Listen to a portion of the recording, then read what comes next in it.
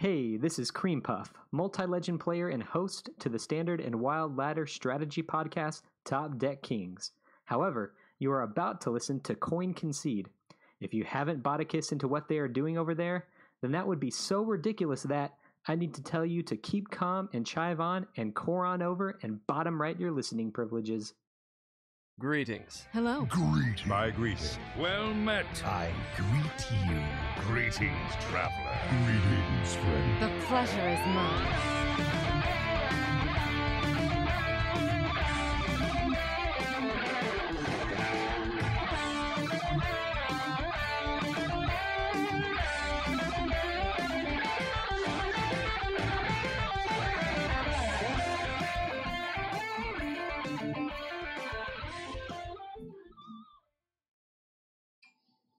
Hello and welcome to episode 139 of Coin Concede, a Hearthstone podcast dedicated to making the competitive side of the game more accessible to you.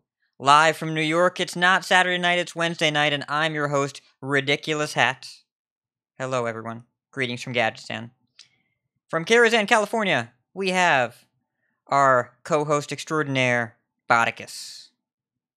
Oh, hi. Hello. How's it going? It's going. How are you? I'm doing all right. I don't know. Feel a little off today. We'll see how it goes. I don't know why. I think we'll fix that. And then Appa has to take the week for some non-Hearthstone stuff. I know it's hard to believe that it exists, but it does. So we wish him the best with that. He's on vacation next week, so I'm sure that'll fix things, and then we'll hopefully see him the week after. But we have a very special guest. You may have heard him a few episodes ago, but he's back for very specific reasons.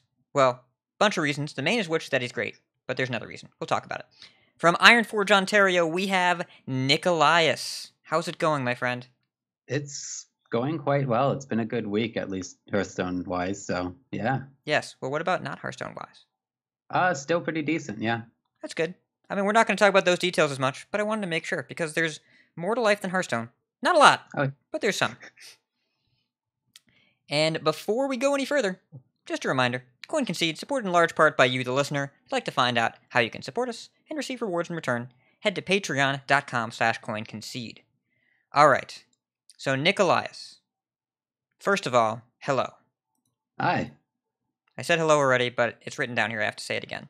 For those who didn't listen to your last interview, give us a brief recap of kind of your involvement in the scene and community. Just in the scene or just Hearthstone in general? But those things. I started playing Hearthstone just before GVG came out, but it was kind of like my second game.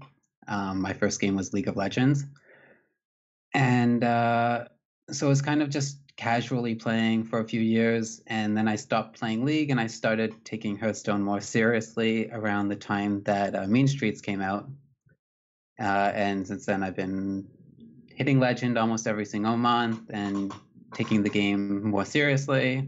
A few months ago, I joined the THL. I'm in my second season right now, and I've been involved in the listener leagues that have all three of them that have come up, and I've also competed in a few tournaments, namely HCT Toronto, as well as the Canada Cup, which was actually last month.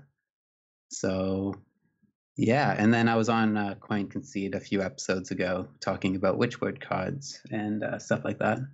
Yes, to be specific, you're on episode 130, and for those keeping track at home, this is now episode 139, so not to say that you aren't a deserving guest, but that was not that long ago. So why are you on again? Well, one of the listener leagues was brought up again by you guys and Midgame, and I was a competitor in it, and I ended up winning it on last weekend.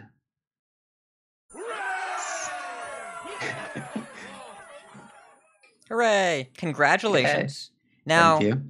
that was that format and the listener league. Would you call that a tournament?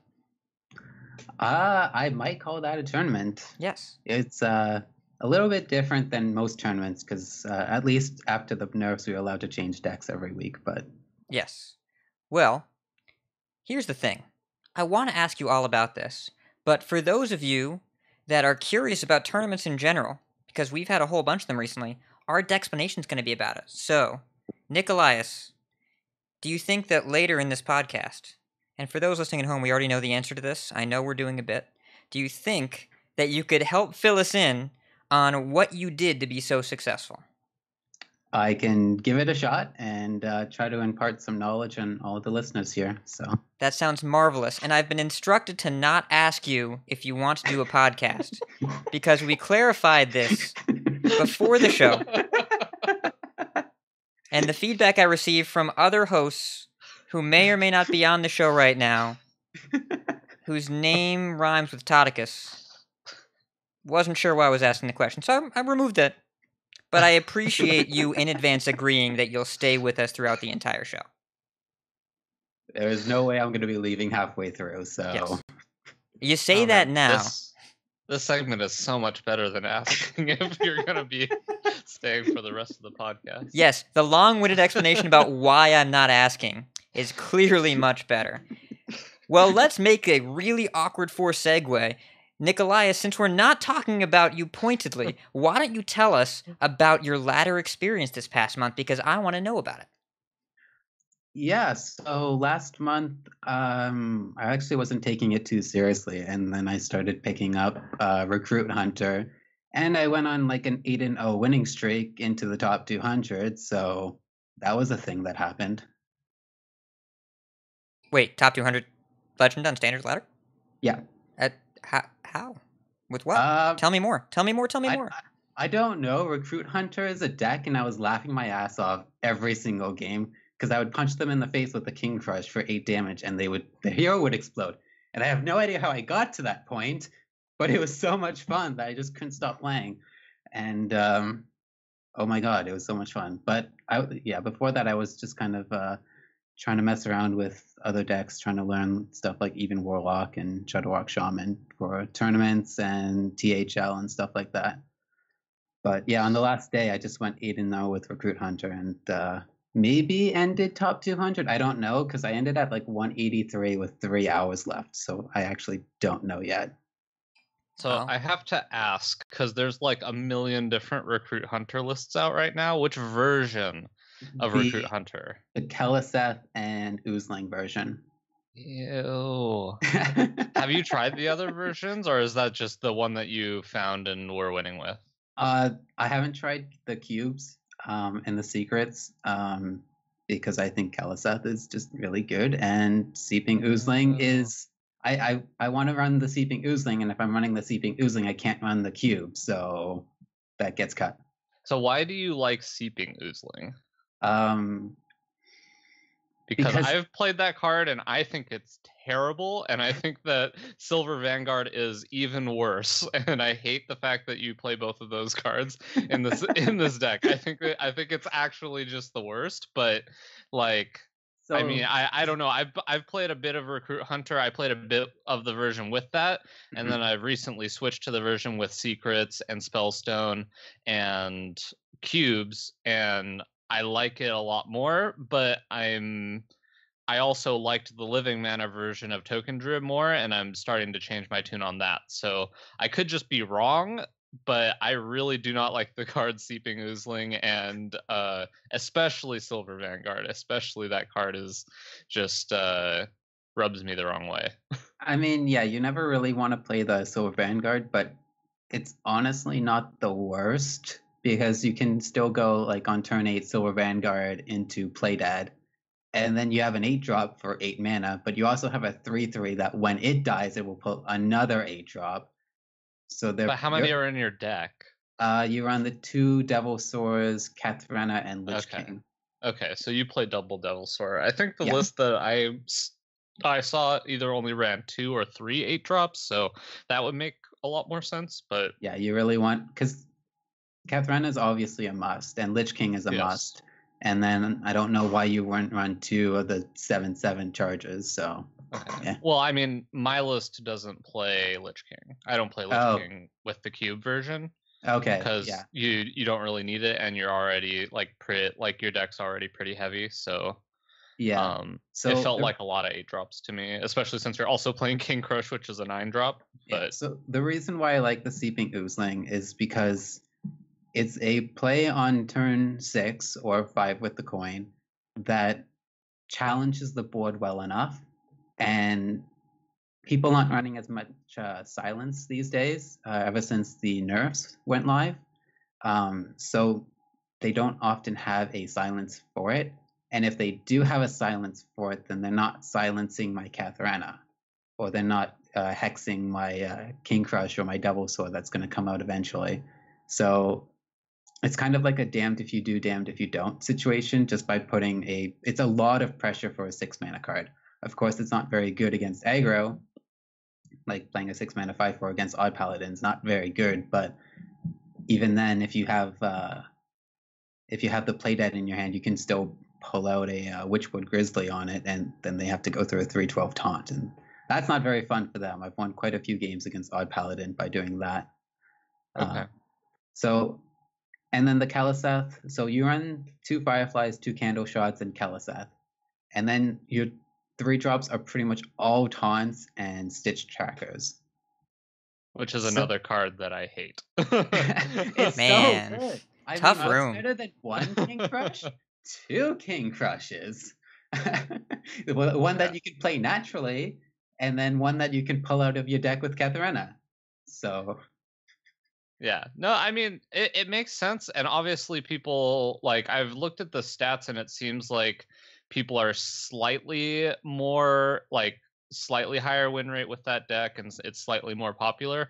It's just these cards, when I look at how they line up against the format, I'm just really not excited. Whereas like a 5-mana 4/6, I feel like the stat line just feels a lot better to me. And also with like the Spellstone package, even going like Spellstone into cubing one of the 3/3s and play deading it still feels really good. And then the secrets to me just all feel really good in the list, while also getting to play tracking, which I feel like tracking in your list, I don't run feels tracking really in my bad. list. Yeah, I know a lot of people aren't, which makes a lot of sense. But whereas tracking in like the Spellstone list, I think makes a lot more sense because you're not playing any of the 1-drops, and also you don't have to like rely on getting the Keleseth, which is obviously good if you get it on turn 2. But then if you don't get it, then it feels like your early game is kind of in an awkward spot. So I would agree that maybe the cube is a better version in a situation where there's more aggressive decks. But in a meta where Taunt Warrior is extremely popular, where Warlock is extremely popular, where Taunt Druid is extremely popular, the version with the Seeping Oozling has more threats coming out at a faster rate than they can deal with most of the time. And as I'm sure Hat can attest to, playing a Recruit Hunter into Taunt Warrior really sucks for the Taunt Warrior. Yeah, Nickolias beat my butt in THL last week by targeting my Taunt Warrior. We'll talk about that in the decksplanations for those that have forgotten in the past 5 minutes. But yeah, the Seeping Oozling list, well, and I could listen to this Recruit Hunter point counterpoint all day because there's so many different versions and variations. Do both of you run Houndmaster Shaw, by the way? Yes. Yeah. I cut a Stitch Tracker for it because I don't like Stitch Tracker. Well, and because Houndmaster Shaw is really good. It's also really good with cubes because you get to attack with your cubes right away into their things. So you get to like go like your 10-mana play of Shaw, cube, play dead, run the cube into something is obviously quite powerful. It's also really good going, especially if you're going second, you play the Houndmaster Shaw and then you coin Oozling. Yeah. And then you get an 8, either like a charged Double Sword or even a King Crush coming out on turn 5. Well, do you play Silver Vanguard? Because you can also get a rushing Lich King, and that also seems very good. That is extremely powerful, yes. Yeah. Like, turn 5, coin out the 5/4, charge in, kill something, get a charging 8/8 taunt that gives you a card, kill something. Probably the swing turn that you were looking for. Yeah. Yeah, it's... It's also pretty good with Spellstone. Shaw's pretty good with Spellstone, too. I got to go yesterday, coin Shaw into... oh my god, why can't I remember? The 4-mana removal spell that makes a 3/3. Flanking Strike. Flanking Strike into a 3-wolf Spellstone and trade off the board, it was like super powerful. And then they didn't value trade the Shaw with their Doom Guard, and they lost very easily after that. That is questionable. Yeah, that was not the best play on their part. I think as more people play against Houndmaster Shaw, they'll realize he has the Thaurissan ability, where he dies whenever he's on the board, and if you can't kill him, you lose. Because I played against Ziggy Sarah in UHL last night, and I couldn't kill a Houndmaster Shaw that was behind a Sarah Knight Chain Gang, and I immediately lost to specifically rushing Seeping Oozlings into charging Devil Source. So I actually played a game on ladder, I think it was yesterday, where I had 2 Houndmaster Shaws on the board because of Stitch Tracker. And they had to, I think they had to play a Doom Pact. So they discarded like 4 cards off their deck and then played a Seeping Oozling on an empty board, and they just lost from there. So yeah, Houndmaster Shaw makes people do stupid things sometimes. Yeah. I got to cube a Houndmaster Shaw and then play dead it, and then the Houndmaster Shaws gave each other rush, and then the cube had a rush. But then I also still lost that game because it was cube lock, and I think they got like 5 demons off of their weapon. It was like the greediest list ever. Okay, so I posted a match in the Coin Concede Discord match replays. With Recruit Hunter, I beat a cube block. I think they had the weapon on turn 4, and they played 7 Void Lords. Jesus. Okay.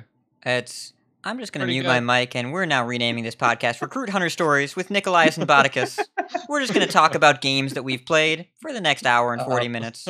I'll be back at the end. We could do that, which is the reason that I've been playing Recruit Hunter, because essentially last season I ended up not finishing in the top 1,000 for the first time this year, which was kind of rough. It kind of sucked. I only gave myself like I think like 2.5 hours after I landed from my flight into Austin to try to grind into the top 500. I was sitting at about rank 800, and it just kind of felt like I would queue up Odd Paladin into Warlocks and Token Druids, and then I queued up Cube Block into Quest Rogues that felt like they had the nuts, and just, other matchups. It just did not feel good. Ended up falling out of the top 1,000, and that just kind of happens. Like, I could have prepped a lot better. I could have been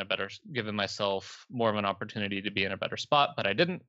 So played in Dreamhack Austin that weekend, ended up starting out 2-0, and then I lost my next 2, and then I won 1, lost 1, and decided to drop because my chances at top 16 were kaput, and that was kind of, well, I guess we'll talk about that a little bit later. But on Sunday, I ended up not going back to the venue and just kind of hanging out at my friend's house, playing some ladder. Was messing around with decks, trying to find something interesting, because a lot of the decks that I were playing were good, and I think they had like a lot of viability, like Even Warlock, Miracle Rogue, Even Shaman. All those decks are obviously good and you can climb with, but I wanted something a little more fun, something I don't get to do as much. So that's when I found Recruit Hunter. I really wanted to try the cube list, and that's where I started, and I've been kind of playing that ever since. I'm about midway through rank 3 right now. Don't know if I'm going to keep playing it, because it feels like I'm going very 50-50 with it, and I'd like to try to get a somewhat early legend to make the later legend climb a little easier. But that deck's been a lot of fun. As Nickolias and I have said, you get a lot of very interesting games. Sometimes you get really steamrolled, and other times you cube charge Devil Swords and play dead, and then make a couple 7/7 chargers, and then they kill the cube and it goes crazy. But then sometimes you play against Warlock and they Faceless Manipulator your cube, and you're really sad. Oh my god. That's kind of a blowout. Yeah, I definitely did. Have you guys ever played a game where you're like, I know I could probably win this game, but I'd rather do something really sweet in this game, So you go for the really sweet play that you know is going to lose you the game, but you do it anyway. I definitely did that by making a Bittertide Hydra with a Snow Flipper Penguin. Ooh. And then I cubed it and then play deaded the cube twice. Did you get volcanoed? No, it was against a taunt druid, and they had just made a board, so they just attacked me and then swiped my face, and it did a lot. It did a lot of damage to me. Wow. I mean, cool things are cool, but you probably shouldn't have done that against a token swipe deck. Well, no, it was taunt druid. Oh, but still not great. A deck with swipe, you know, I probably could have won the game. It was like they killed both of my Charged Devil Swords and my King Crush, so I didn't have those to cube and play dead. So I was just I kept trying to make a big thing with Rexar, and the biggest thing I could make was a Bittertide Hydra. But I also knew that wasn't going to be the winning play, but I kind of just did it anyway. And that might not be the best idea, but at least I could tell that story. Props. Well, but Botticus, how did you get so good at segueing? Because you segued into this bit very nicely. Well, this is not the best of segues, but how is your ladder going, Hat? It's the segue you were supposed to say is, well, speaking of decks that are more fun than good, but sometimes win anyways, I've got stories for you. Okay, I want to hear them. Well, see, I think you watched my stream last night. I vaguely remember talking about this last week. But when I was playing last week, I'll tell the story again because I don't remember if I went into it. I was playing ladder at around 4 in.the morning because I do that, and my opponent, Facap, F-A-C-A-P, he was playing Priest, and he equipped a Dragon Soul on turn 3. And I was playing, I think, Miracle Rogue, but I don't remember. I was playing something that lost to him twice. That's the part I remember. And he played a Dragon Soul into Radiant Elemental, Vivid Nightmare it, and play 6 spells. Oh my god. Yes. And so I was upset at losing to the meme. Then I queued against him again, and he played, later that game, he played a Lyra and then Unidentified Elixir to make a copy of it, and his hand was overfloweth with Priestess. And I immediately said, listen, I'm not mad anymore, I have to play this deck. I can't stop thinking about this deck. And I dug through the 2 replays I had and tried to rebuild it. I looked on Twitter to see what was going on, and I couldn't find anything until right after I'd gotten home from work the day later. I had the list built, and then I looked on Twitter, and Windello, of course, the Combo Priest Master, had built an extremely similar list to the cards that I had seen. He didn't have the Dragon Soul, he had Acolytes instead, so I shaved one for the Dragon Soul, and I started playing it. And I've been playing this for almost a full week now, and it is some of the most fun I've ever had in Hearthstone. I've tweaked it to include a couple Wild Pyromancers, because not having any removal on board is very difficult. I removed the Elixirs, I kept the Dragon Soul, we added in a Stormwind Knight, and a Master Spell, and 1 Acolyte back, because the deck is really just, all you want to do is draw as many cards as possible, and every time you do, you win. And Bot can attest to this because he played a lot of Combo Priest in the last meta. The mulligan is so difficult and so important. It's really, really difficult. And Can confirm. Yeah. But the deck is all about constructing these crazy game states where you take advantage of small windows to win and using your resources more flexibly every game. Except also, in addition to that really difficult puzzle gaming, because the deck is a miracle deck and sometimes you go Radiant Elemental, Vivid Nightmare, play a bunch of spells, you also just kill people on turn 4 sometimes. So it's been really fun to play and really interesting and actually pretty good for me. I'm rocking about a 70% win rate. I'm also midway through rank 3, and I intend to take this deck to Legend because it's good and it's unexpected, and people keep adding me and saying, I'm not even mad, that was amazing, can I have the list? That's how you know you found something fun.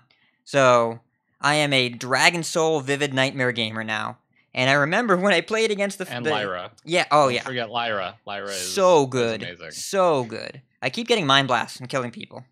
So I've really enjoyed playing it, and I remember saying about Vivid Nightmare, someone smarter than me is going to figure this out, and this card is scary, but I can't quite figure out how to use it.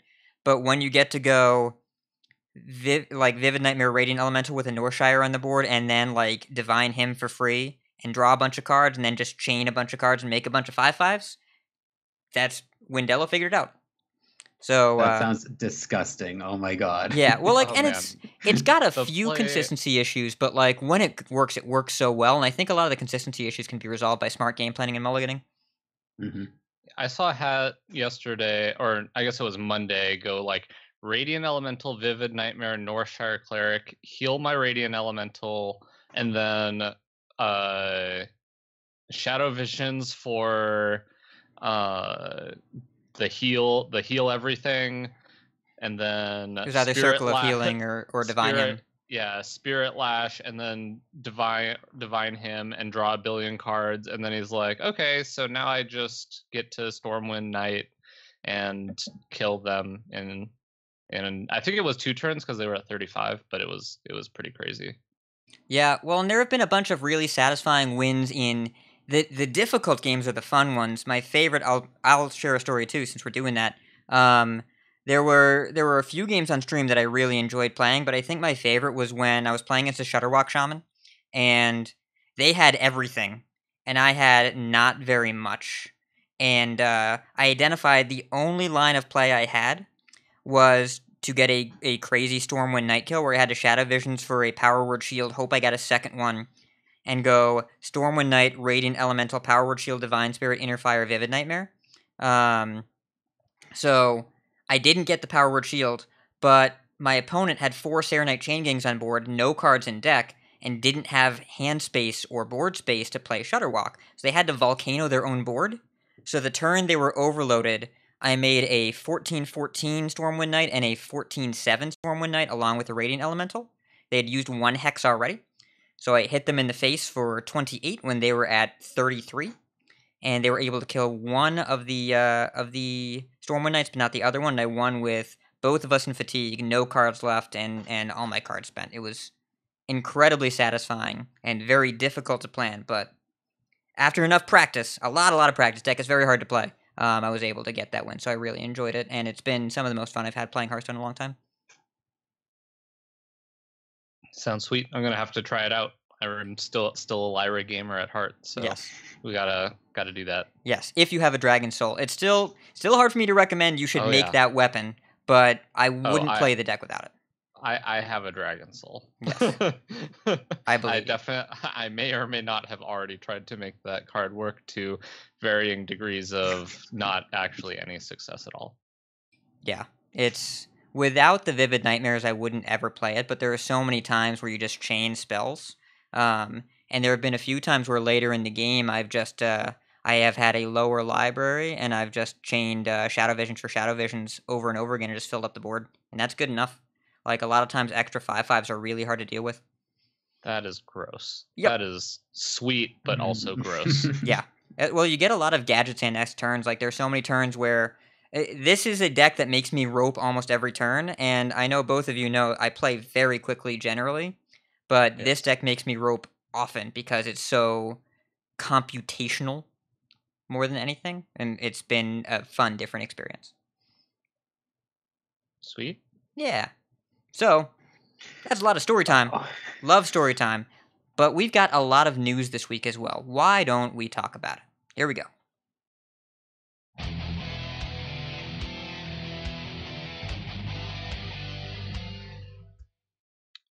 All right, so this week in the news, kind of everything came out all of a sudden. It felt like a pretty standard week, and then all of a sudden, this update hit, which I felt was kind of weird because it feels like they usually tell us when an update is going to be coming, and we also just had a balance patch, so this felt out of the blue to me. I don't know about you guys, but there's a couple cool things going on here. So if we check it out, we have there was a patch with some notes, and the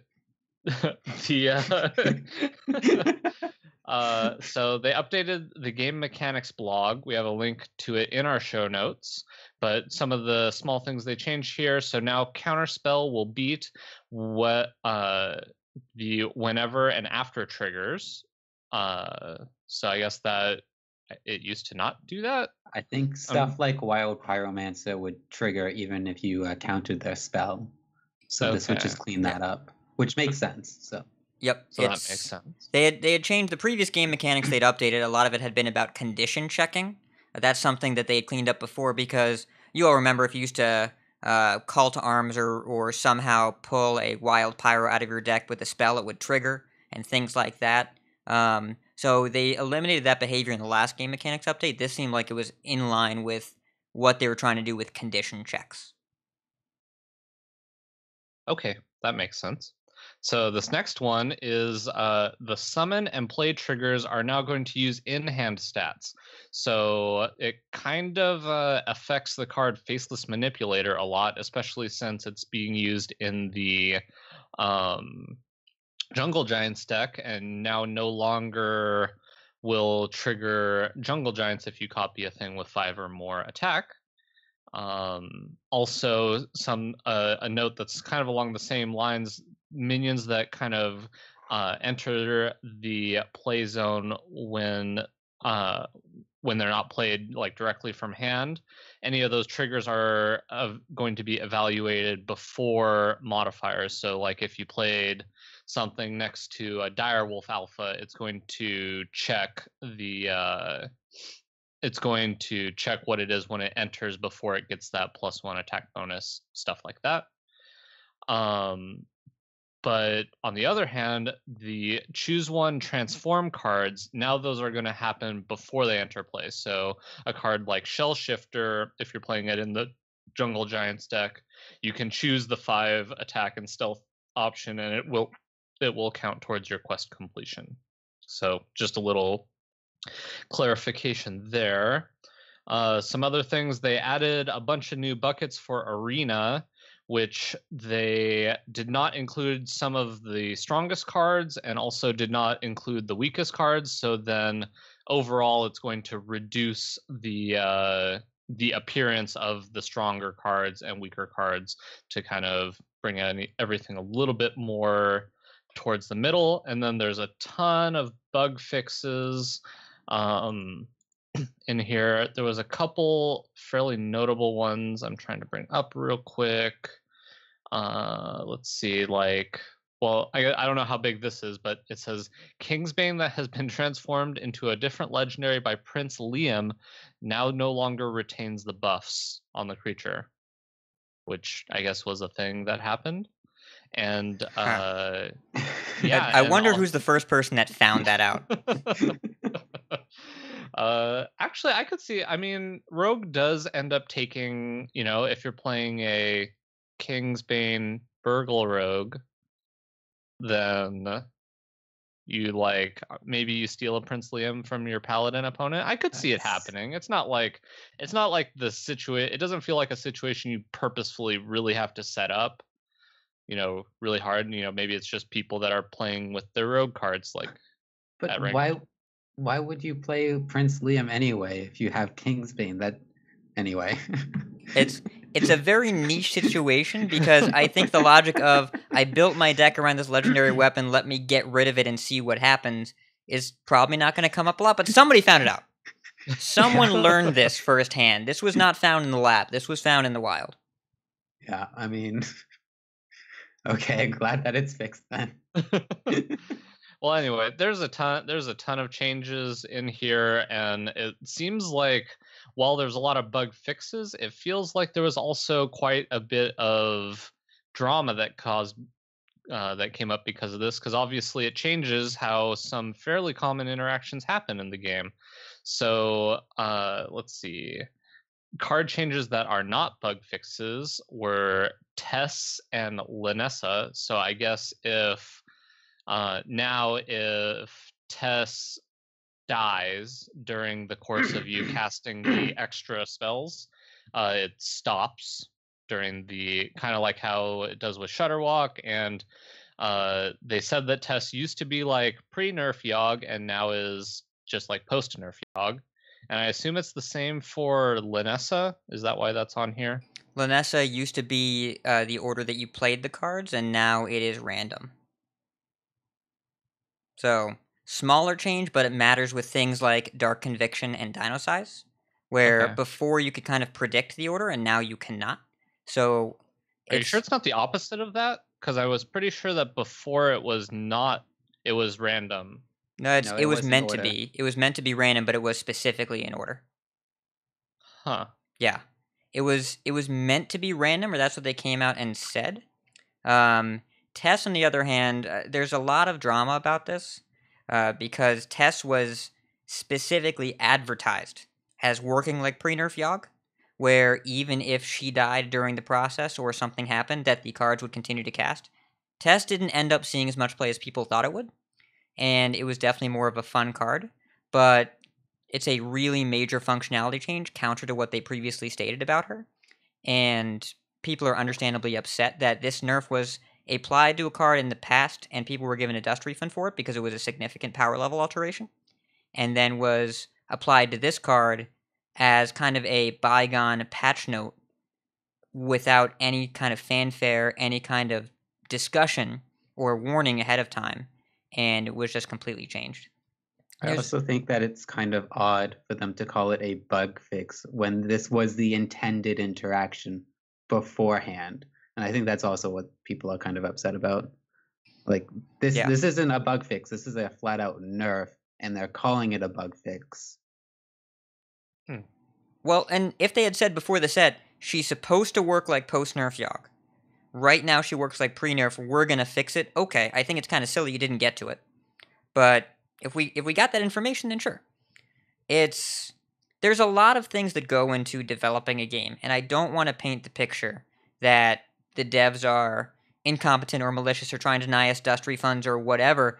This seems like an indication of an attempted internal philosophy change post-Broad, because there's been a lot of community feedback about move faster, be more transparent, and make changes more often. They did all three of those things, and it wound up causing some problems. And there's a few other problems here too, right? We're going to ignore the bugs that were introduced with this patch, because that can happen anytime, right? That's not an indication of anything. But the timing of the change isn't great, because the esports team and the development team clearly weren't super well connected. HCT Seoul, which is this weekend, had a deck submission deadline of June 1st. Now, a deadline a week before the tournament is silly. And HCT Seoul is probably going to have some problems because of other things, and we'll Yes. get to those.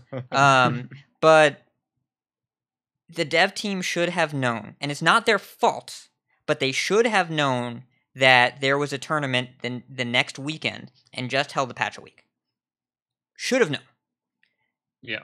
Not their Yeah. fault, but it is their problem. I mean, but isn't there basically a tournament every weekend? Is there not a tournament next weekend? Like There is. You're always going to have that problem where like you put the patch out and then there's a tournament that weekend, right? But you're not always going to have a tournament that's poorly planned and has a week-long decklist submission period, because most tournaments take decklists Wednesday or Thursday before. And this one Right. was a full week before. So they specifically landed on a week where a tournament had locked-in decks array. And the biggest change here that affects people isn't necessarily faceless, or it isn't necessarily Tess, it's faceless. Because Right. no longer being able to faceless a Cursed Disciple in Quest Druid is a really big deal. Huge And deal. well, what did Frozen Well, say? you can still do it, but it doesn't it won't trigger the quest. Like Yeah. You just get the death obviously, rattle. yeah, you still get the death rattle trigger, like the ping on your quest, but obviously reduces the power level by a significant amount, which led Frozen to tweeting the following tweet: anyone know what happens to the people who submitted Quest Druid for Soul, asking for a friend? And I like Fino's response. They get to explore Soul, because you're probably not going to do too well with that deck anymore. So I don't know. I didn't see. I tried looking for it unsuccessfully, but I don't know if they commented on whether or not they are able to change that specific deck. I would hope that they would do that, but based on some of the other things that we'll talk about later, it doesn't seem like the most organized tournament. So I have a feeling something like that kind of is not being will not be addressed by the time the tournament starts, unfortunately. Well, and it's really difficult to allow a change to a deck after other players have posted their lineups and made it public. Yes. You're really heavily disrupting the competitive integrity of the tournament in a larger way than you might if you just allowed one player to bring an altered deck. And it is terrible for that player, but it's better than making it worse for every other player. Right. And it's unfortunate that's the choice we have. Yeah, the issue is like even if you make them still choose a druid deck, it just so happens that like druid has 18 different decks they could choose from, so he could just literally choose the one that lines up the best against the rest of the field. That makes sense. But yeah, kind of unfortunate for Frozen, but we'll see how it ends up playing out. I put a link in here. I found a Reddit post that had an overview of a bunch of the changes and how they affect specific common, like somewhat common occurrences in the show notes. One I saw in here is if you played an elemental last turn, checks for all entities summoned last turn and checks whether an elemental is among those. If you play an elemental but it is transformed via Hex, for example, the game will no longer be able to tell you played an elemental last turn. That's just a bug, right? Yeah. Yeah. There's also one with Shutterwalk, if you want to talk about that. Yes. Do you know that one? I do, but yeah, if you know it, go ahead. So basically, if you silence a minion with a battle cry, or so you play, for example, Grumble, and then your opponent silences that. When you play Shutterwalk, Grumble will no longer go off. It's if the Grumble stays alive. Yeah. It's if the Grumble, if the silence minion dies, you still get the battle cry, but if it's alive, it checks to look for the minion, it sees the minion is silenced, and so it doesn't parse the minion's text. Yeah. But if it's dead, it's no longer silent, it's dead, and so it parses the minion's text. Yeah, so just...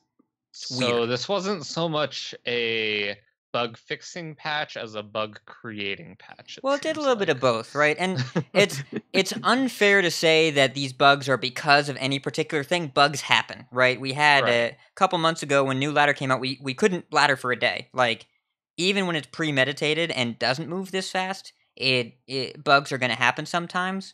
My question to you both is, what's your opinion on the necessity of this patch, some of the changes in this patch? Do you think that they are consistent or they are less consistent? And the timing. What do you think? Go ahead and start first, Nick. Yeah, obviously with the tournament coming up, it's not a great timing.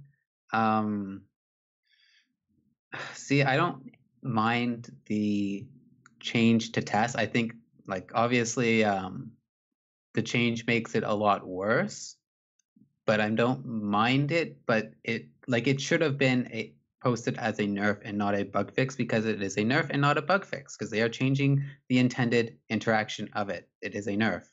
And they should have given people their dust refunds for it.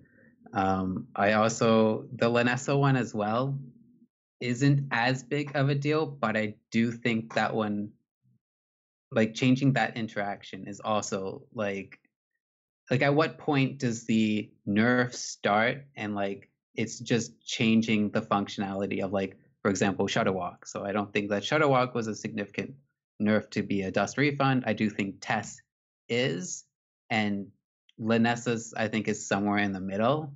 And I think that having Lanessa do the buffs in order that it was that they were played, I think that, like, I do think that should still be the case. And if you just have to add a line of text that says in order played, you know, what's the harm in that? So I think that they just messed with cards that people enjoyed playing. They weren't exactly competitive. It was just people would play these cards that were fun because they wanted to have fun with them. And then, you know, they kind of changed it without any real explanation. So Yeah, I'm kind of along the same lines as you.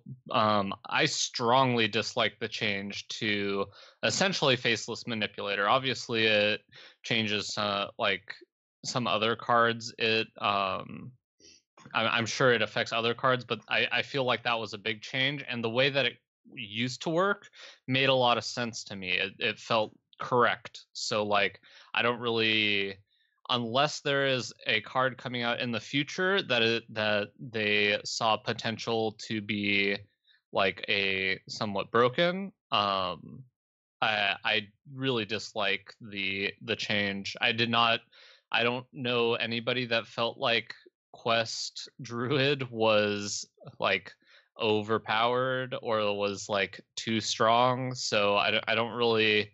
I guess this has to be for continuity for like how the rules work, but I feel like it was just not a great change. Yeah, like I like the two other ones make sense, like with the transform, and then like if you play a 4 attack card next to a direwolf, it shouldn't trigger the quest. But I do agree that Right. like faceless, like that interaction where it transformed and then it's a 5/1 most of the time and proc the quest, that made sense, and I agree that one just doesn't.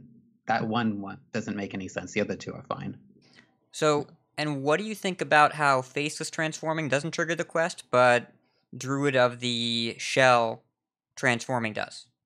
Yeah, Or see, Shell that's Shifter. that's the inconsistency that I'm seeing. Yeah. Like it should, both of them should work in that way, and it's kind of odd to me that it seems like they're getting less consistent with that. Yeah. Yep. It's so there's a bunch of things going on here as well. The amount of questions people had to ask after this consistency patch came out indicated that there was clearly something missing in the message, right? I saw your tweet. Yeah, like you asked like 3 questions, and I didn't have the answer to those either. And like, thank God we got an answer to that. Yeah, there's a lot of subtle language here. I mean, even just going down the list, Counterspell now says Counterspell now beats whenever and after triggers. So there's question: what does it mean to play a card? Does playing a card mean I cast it and spend the resources on it, or does it mean the effect happens? Because Counterspell says counter the spell whenever it's played, but Wild Pyromancer and Flamewaker say whenever you play a spell. If I spent 3 mana on a spell, did I play it? Depends who you ask. The game now says no, where it did said yes.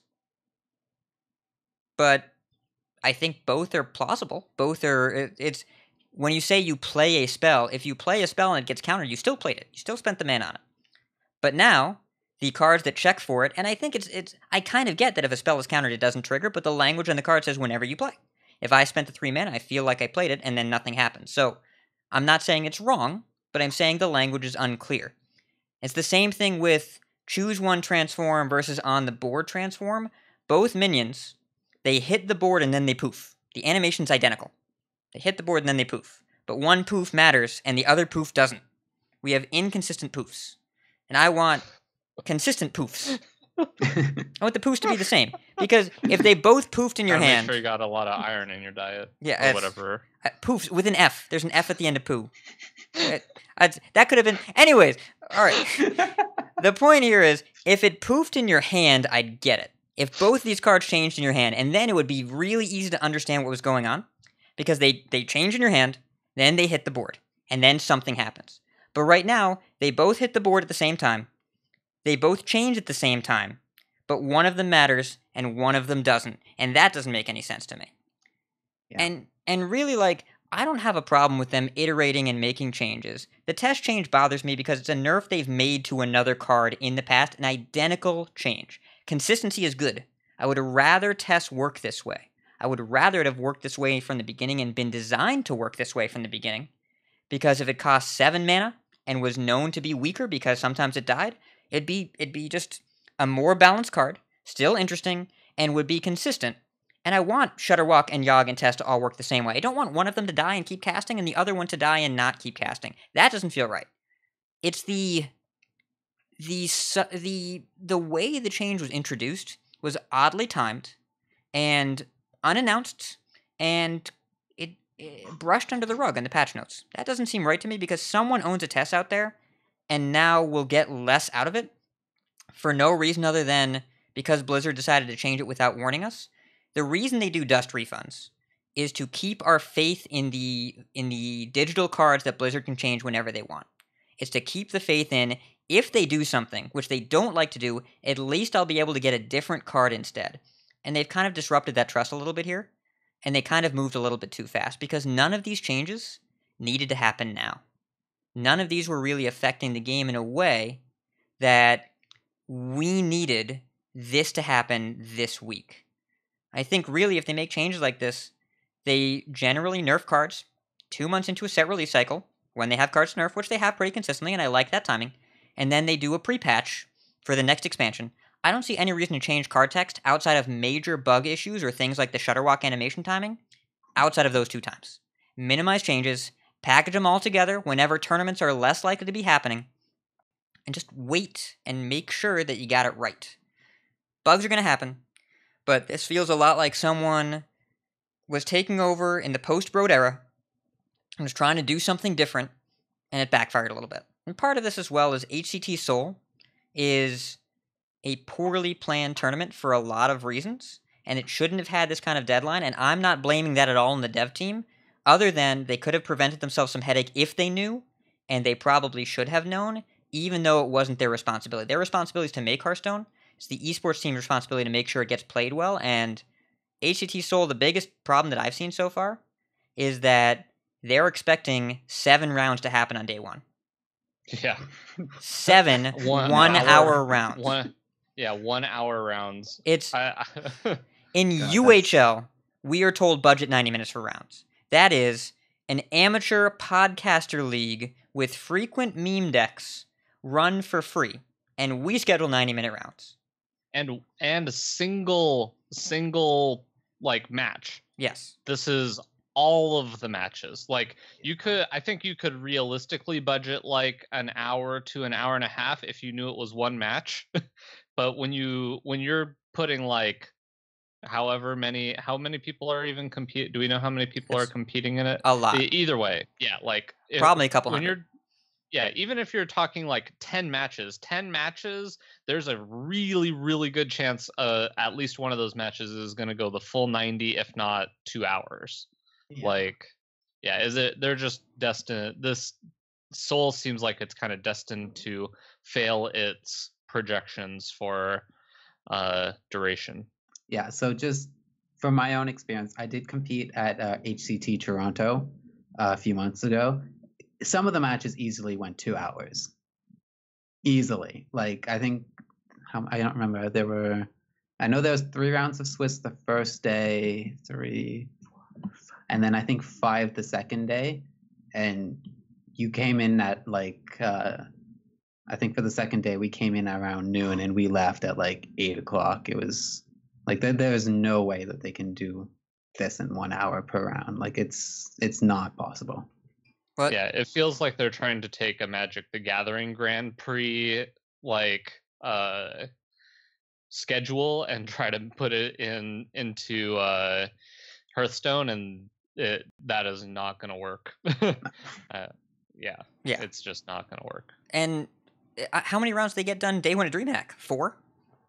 Yeah, well, it was supposed to be 5 in Austin, but the internet gave out.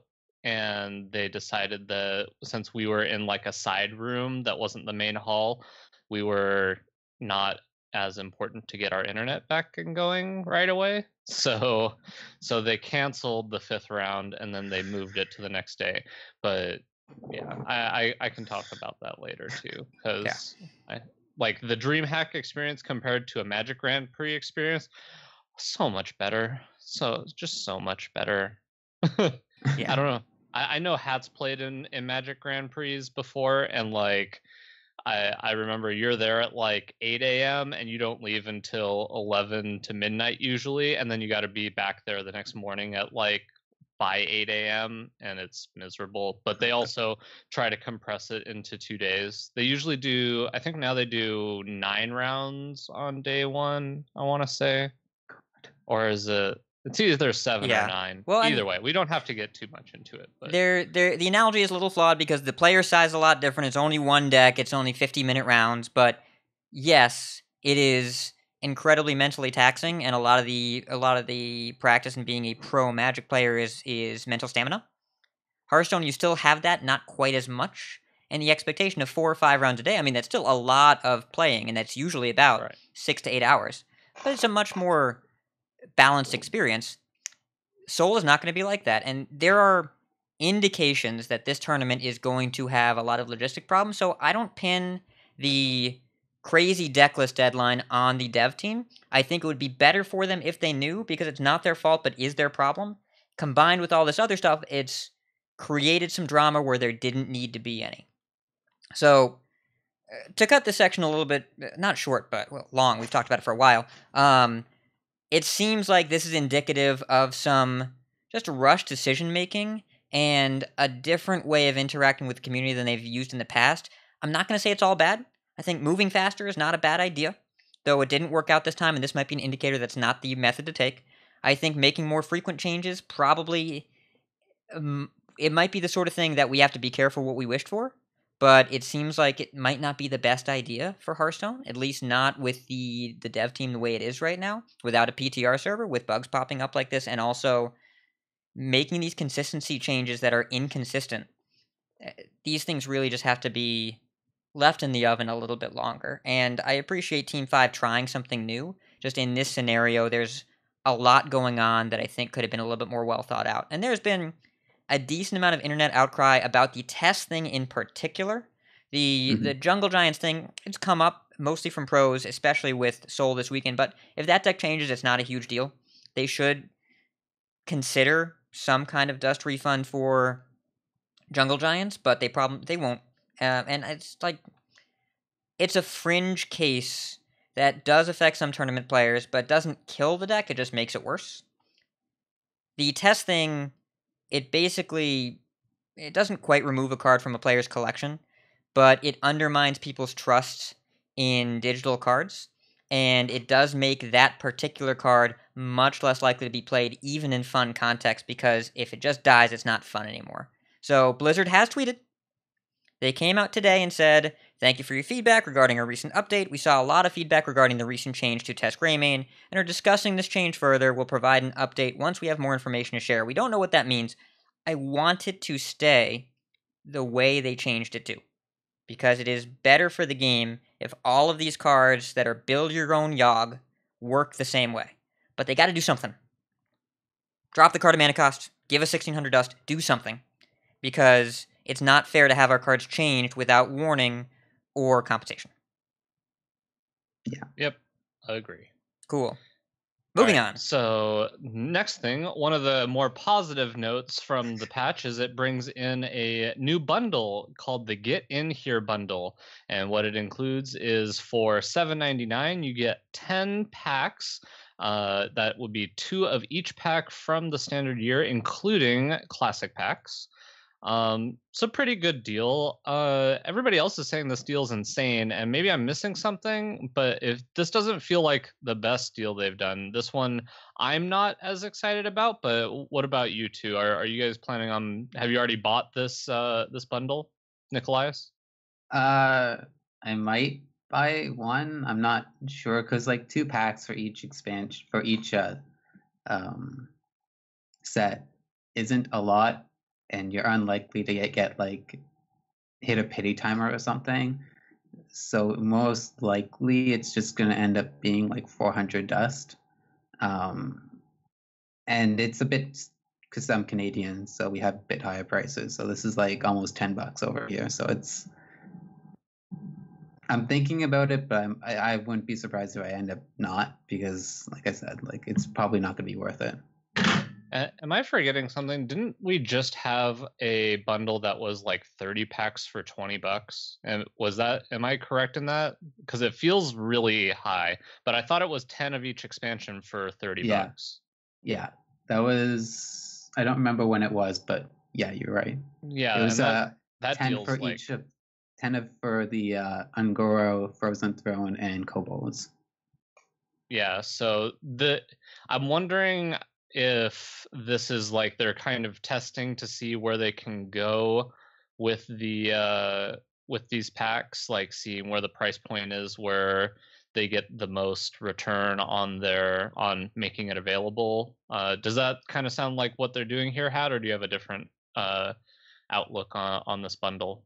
So the Year of the Mammoth bundle was the one before, right? It's where it was 30 packs for 50% off. This instead is, I think Nickolias hit it there. This is a way for a new player to hit 5 pity timers. Because you buy this 5 times and you get guaranteed 5 legendaries plus all those cards. Because pity timers for every set is the first time you open that set is set in the first 10 packs. So if you spend $40, you're guaranteed a legendary from each set.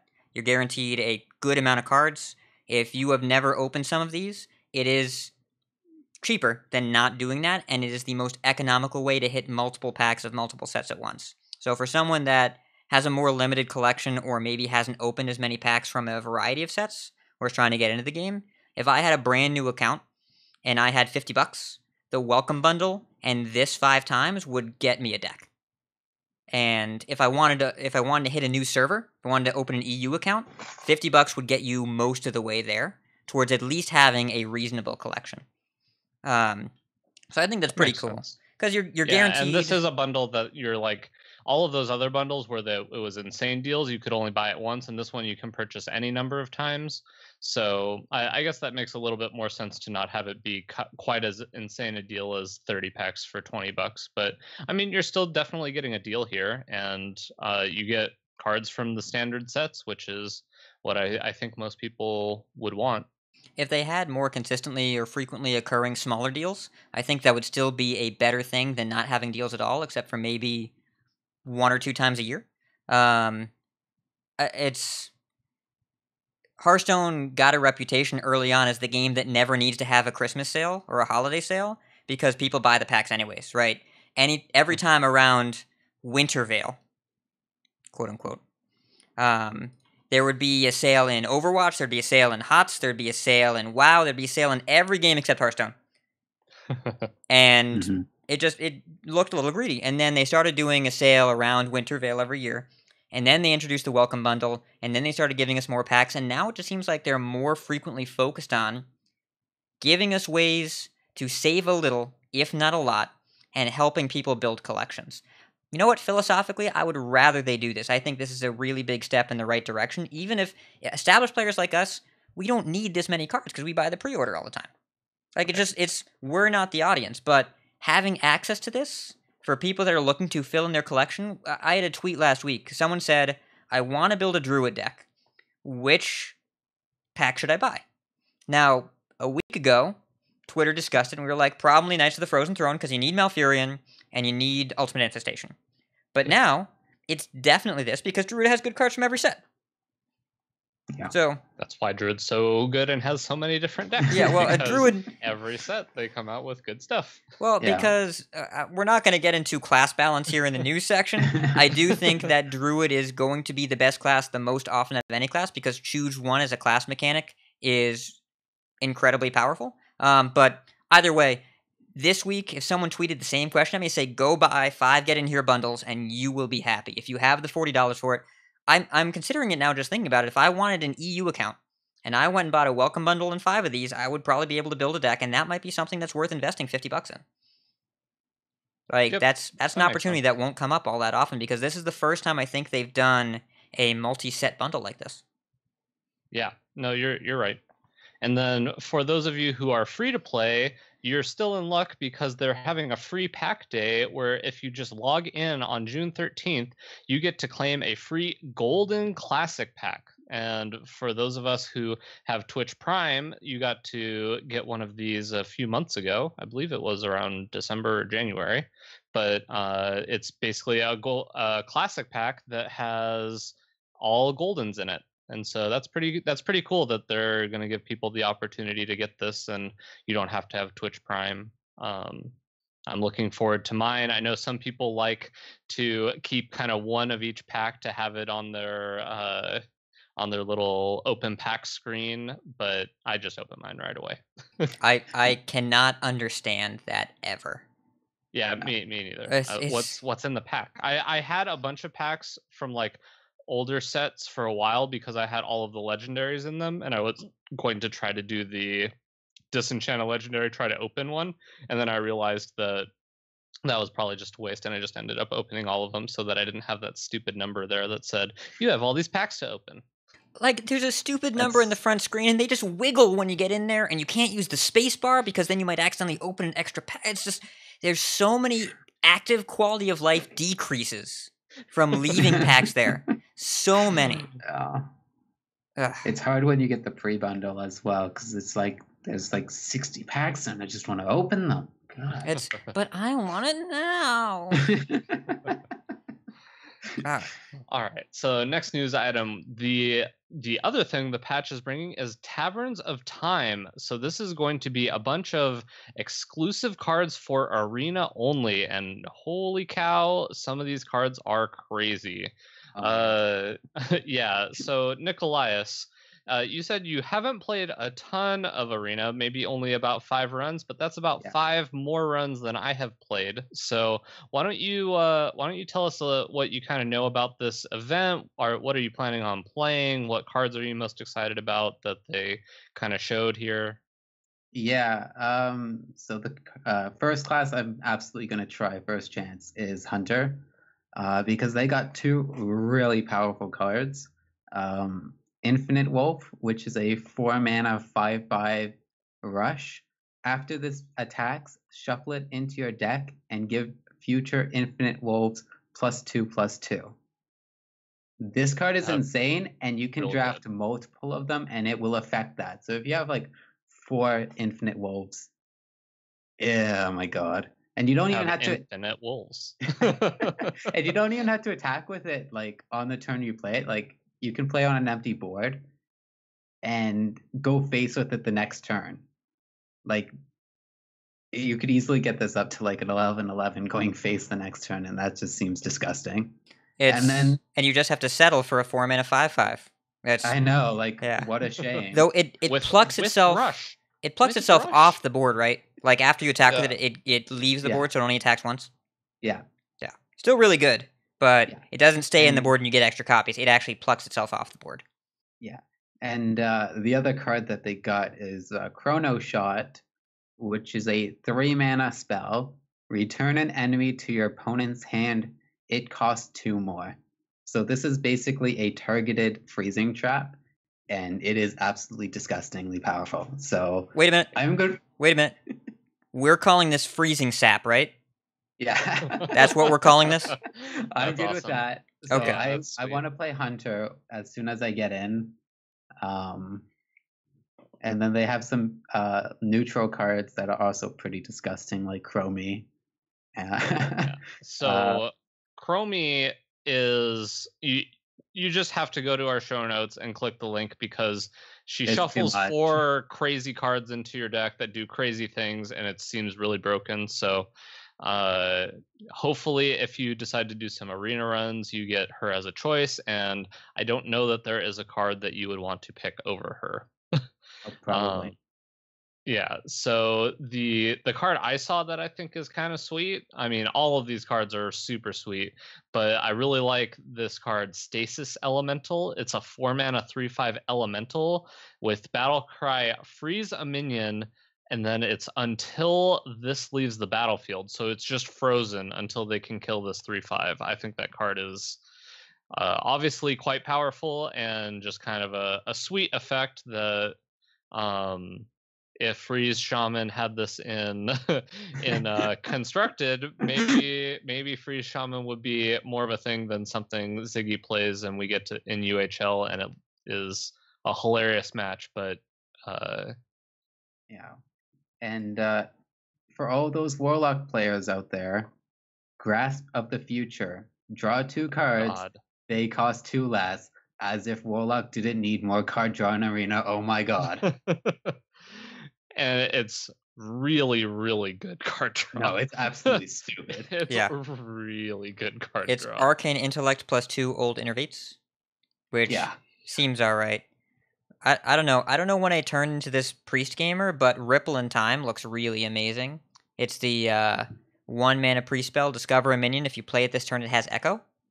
Yeah. Echo is a busted mechanic, especially in Arena. I just see that being like one of the best late game top decks you can find. Yeah, if you don't play Arena, some of the most busted cards you can get are like pretty vanilla stuff that just have Echo on it. So Hunter is a pretty decent class because they have the I can't even remember what's Hunting Mastiff. Yes. 2 mana, 2/1, Echo, and Rush. Oh my god, that card is absolutely busted in Arena. Holy crap. Hey, I was playing that card for a little bit in Even Hunter in casual, and it did some work. Let me tell you, that card is sweet, and I can imagine in Arena it's really, really good. Yeah, it is. Are we going back to Hunter stories? Are we telling more Hunter stories? No, I'm not gonna go into Arena Hunter, but I am gonna be playing a bunch of that once this Taverns or Caverns drops. All right, the last card I want to talk about, and then Hat, I'll give you the opportunity to talk about a card, but I wish this card was going to be in Constructed. It's a neutral card called Timeline Witness. It's a 3 mana 2/4, so pretty vanilla card, but then it says instead of drawing your normal card each turn, discover a card from your deck. Oh, that just sounds... that sounds so much fun. Oh my god. I mean, you just play this with 1 card left in deck and then never fatigue. Yeah. So how is... Instead of drawing a card, you discover a card. I don't think you take it out of the deck. Maybe you do. Okay. But maybe I'm wrong. These are the questions. These are the questions I don't know. But yes. I still like that idea of just being able to like discover it. Like for your draw step, you get to look at 3 cards and you get to pick the one that you want this turn. And I think that's cool. Is there any card you want to talk about, Hat, before we move on? Nope. Okay. That was easy. So the HGG voting is up for all of you out there. We have a link in the show notes, of course. And if you vote, you get a free pack. So that's sweet. Hey, Botticus, what does HGG stand for? Hearthstone Global Games. So since I don't know a ton about this, since I kind of came in last year around halfway through, Hat, why don't you explain a little bit more about HGG, if you don't mind? I'd love to. So the Hearthstone Global Games, you log into this website here, and whatever region you're in, you get to vote for 3 players from your region. There's a 4th that's already been pre-selected as the highest HCT point earner, and this is kind of an episodic summer tournament that occurs over the entire summer, where teams get to play against each other for the Global Game Champion title. And the decks tend to be a little bit more fun. There's a lot more matches. It's more like a baseball season than anything else. There's a lot of games played, and the winning teams won't be undefeated usually. There's more games that get played, and it's a lot of fun to watch. Last year, Mexico was a crowd favorite because there was a Ysera Hunter that was doing very well. I forget the streamer's name, but she was also an excellent player, and you'll just see some different decks represented, and it's a lot more fun and a definitely more casual tournament that occurs over the entire summer. It's easy to keep track of, and community voting is fun. There are some people on here that are more streamers, some people on here that are more players, some people right in the middle, and I've already voted. Have you guys voted yet? I have voted. I did right before the show. So, Nickolias, from Canada, who did you vote for? Oh god, if I can remember them. Purple, Dark Pone. Language hacker? No. APX Void? No. Sehun? Yeah, I think it was Sehun was the.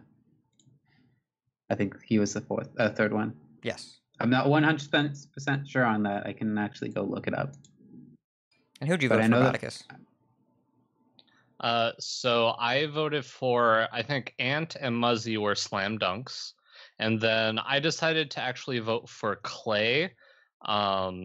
He's a not very well known player, but he got rank 1 in January and December, and then rank 2 in February. So this guy is quite good, and I think he's an interesting personality. I'd like to kind of see him on there. I don't really expect him to. There's a lot of great choices.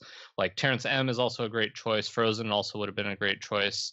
Gallon. I mean, all of these guys on here are excellent choices for NA. I think no matter what team gets chosen exactly, USA is going to have a really great team. But who'd you end up voting for, Hat? I voted for Muzzy, Ant, and Terrence. I think they are all excellent players, and will have a very good chance of representing the country well. Yep. So that is Hearthstone Global Games. We'll see who all gets chosen. I was looking at some of the other countries, and there's a lot of killers on pretty much every team has a very recognizable couple players. So that'll be really interested to see how the teams pan out for that. We have an arena dev insight, and actually, Nickolias, I'm going to talk to you a little bit about this since I'm deeming you the arena player of the group of us, even though I know Hat plays a little bit of arena now and then. But kind of, what did you get to read this article that we have in here? So five games or 5 rounds of arena is enough to make me the expert. Oh yeah. Okay, but yes, I took a quick look at it. Basically, there are a bunch of buckets that the cards will get pulled from. So your 3 cards that you make the decision are all going to be from the same bucket. With the exception of legendaries, they have their own buckets, and they are just increasing the number of buckets from 7 to 13 by making buckets in between the pre-existing ones that have the weakest cards from the higher bucket, and I think the strongest cards from the lower bucket, just to make it a little bit more diverse as far as the selection process goes. 'Cause I remember one time I was drafting a paladin deck in the arena, and I literally got the 3 choices of True Silver Champion, Blessing of Kings, and Spike Ridge Steed about 5 times in a row. Ugh. Or maybe not in a row, but 5 times throughout the draft. Like that exact selection. And yes, I did go 12 wins because I also got 2 silver swords in that. Jesus. That card's good. That's a good card. If you don't know, all of those Silver cards Sword, are good cards. Silver Sword is the best arena card as far as the Light Forge is concerned. I think it's like well over 200. So if you see it, you pick it. But yeah, so it's just kind of trying to lower the amount of times that you get like the same 3 or 4 cards showing up in each single round of drafting. So I think that's fine. Obviously, it can decrease the power level sometimes, but having a more varied arena experience is also pretty good. Yeah, it looks like to me this article is kind of... I know the arena players, especially like the Light Forge, have been constantly kind of asking the Hearthstone devs to be more transparent about their how they are doing arena, and this feels like a step in the right direction, but definitely not where they want. I feel like the really hardcore arena players want like specific, like by the number, like know all of the numbers in there, and this feels kind of like this is what we're willing to tell you about how we are doing arena, but we're not going to give you 100% of what you guys are asking for, which is essentially all of the numbers of exactly like appearance rate of cards and stuff like that. I think that there is a little bit more that they can do. Obviously, I don't think we're ever going to get to the point where like you get like this full spreadsheet of exactly how often a card will be seen. I don't think we want that, or at least the casual player wants that. But it is good to see them go in this direction, because I remember a few months ago being, I have no idea what's even happening with arena, and if I want to get into it, I have to listen to like the Light Forge for like the past 6 episodes and read a whole bunch of dev blogs and read a whole bunch of other stuff in patch notes that may or may not even be saying like what the micro adjustments are. I just have to rely on other people, and so this is just making it simpler, like, and giving more information that I don't have to like dig for. So big fan of this. I do think there can be more, but it is definitely a step in the right direction, and I'm happy for it. Good. All right. Well, you can check out more of that in the link in our show notes. Hat, why don't you go over these last couple news items here, because you can do it a lot more quickly than I'll be able to. I would be glad to. So we have a lot of news items here. These are some smaller ones, but still important. There's a new European gear store. You can order gear if you live in Europe and not pay exorbitant shipping prices. That's awesome. No import duties either. Check it out. Linked in the show notes. The Hearthstone Pro Team standings. This is a cool thing that I didn't know about before. There are organizations that are approved to participate in the standings. They select 3 players to represent them each HCT season. The end of each season, the top 10 teams worldwide receive a cash prize based on their team's combined competitive point totals and will be featured on HCT broadcast whenever their players are competing. So this is kind of a Blizzard push sponsorship to encourage teams to exist, because right now there's not necessarily a ton of reason for Hearthstone teams to exist outside of practice. And you probably notice from our news section that Hearthstone teams break up and get back together or start new ones a lot. There's not a ton of incentive for them to have it. This kind of creates that incentive, sponsored by Blizzard, probably inspired by OWL, Overwatch League. This allows players to be part of a team, teams to get monetary compensation, and branding pushed by Blizzard. That's super duper cool. There's an article on the Blizzard website about managing the collection manager, about how to use the search features to look for cool stuff, because there's lots of different things in there, like the extra tag, which is my favorite. If you have like two regular copies and 1 golden copy, it shows you that, and then if you dust one of them, it goes away because you no longer have any extra cards. So that's pretty cool. Other links are in there. And then there's a bit of team news.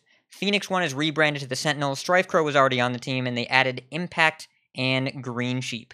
Speaking of all this tournament news, let's talk about some tournaments. It's the grand tournament.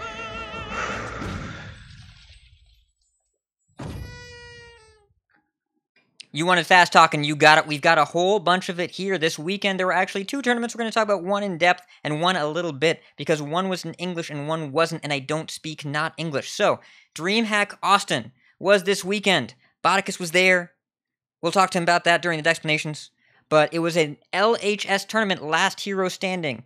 We'll go over the difference between the two, but just for brief format discussion here, LHS is where you both have 4 decks, you each ban one of each other.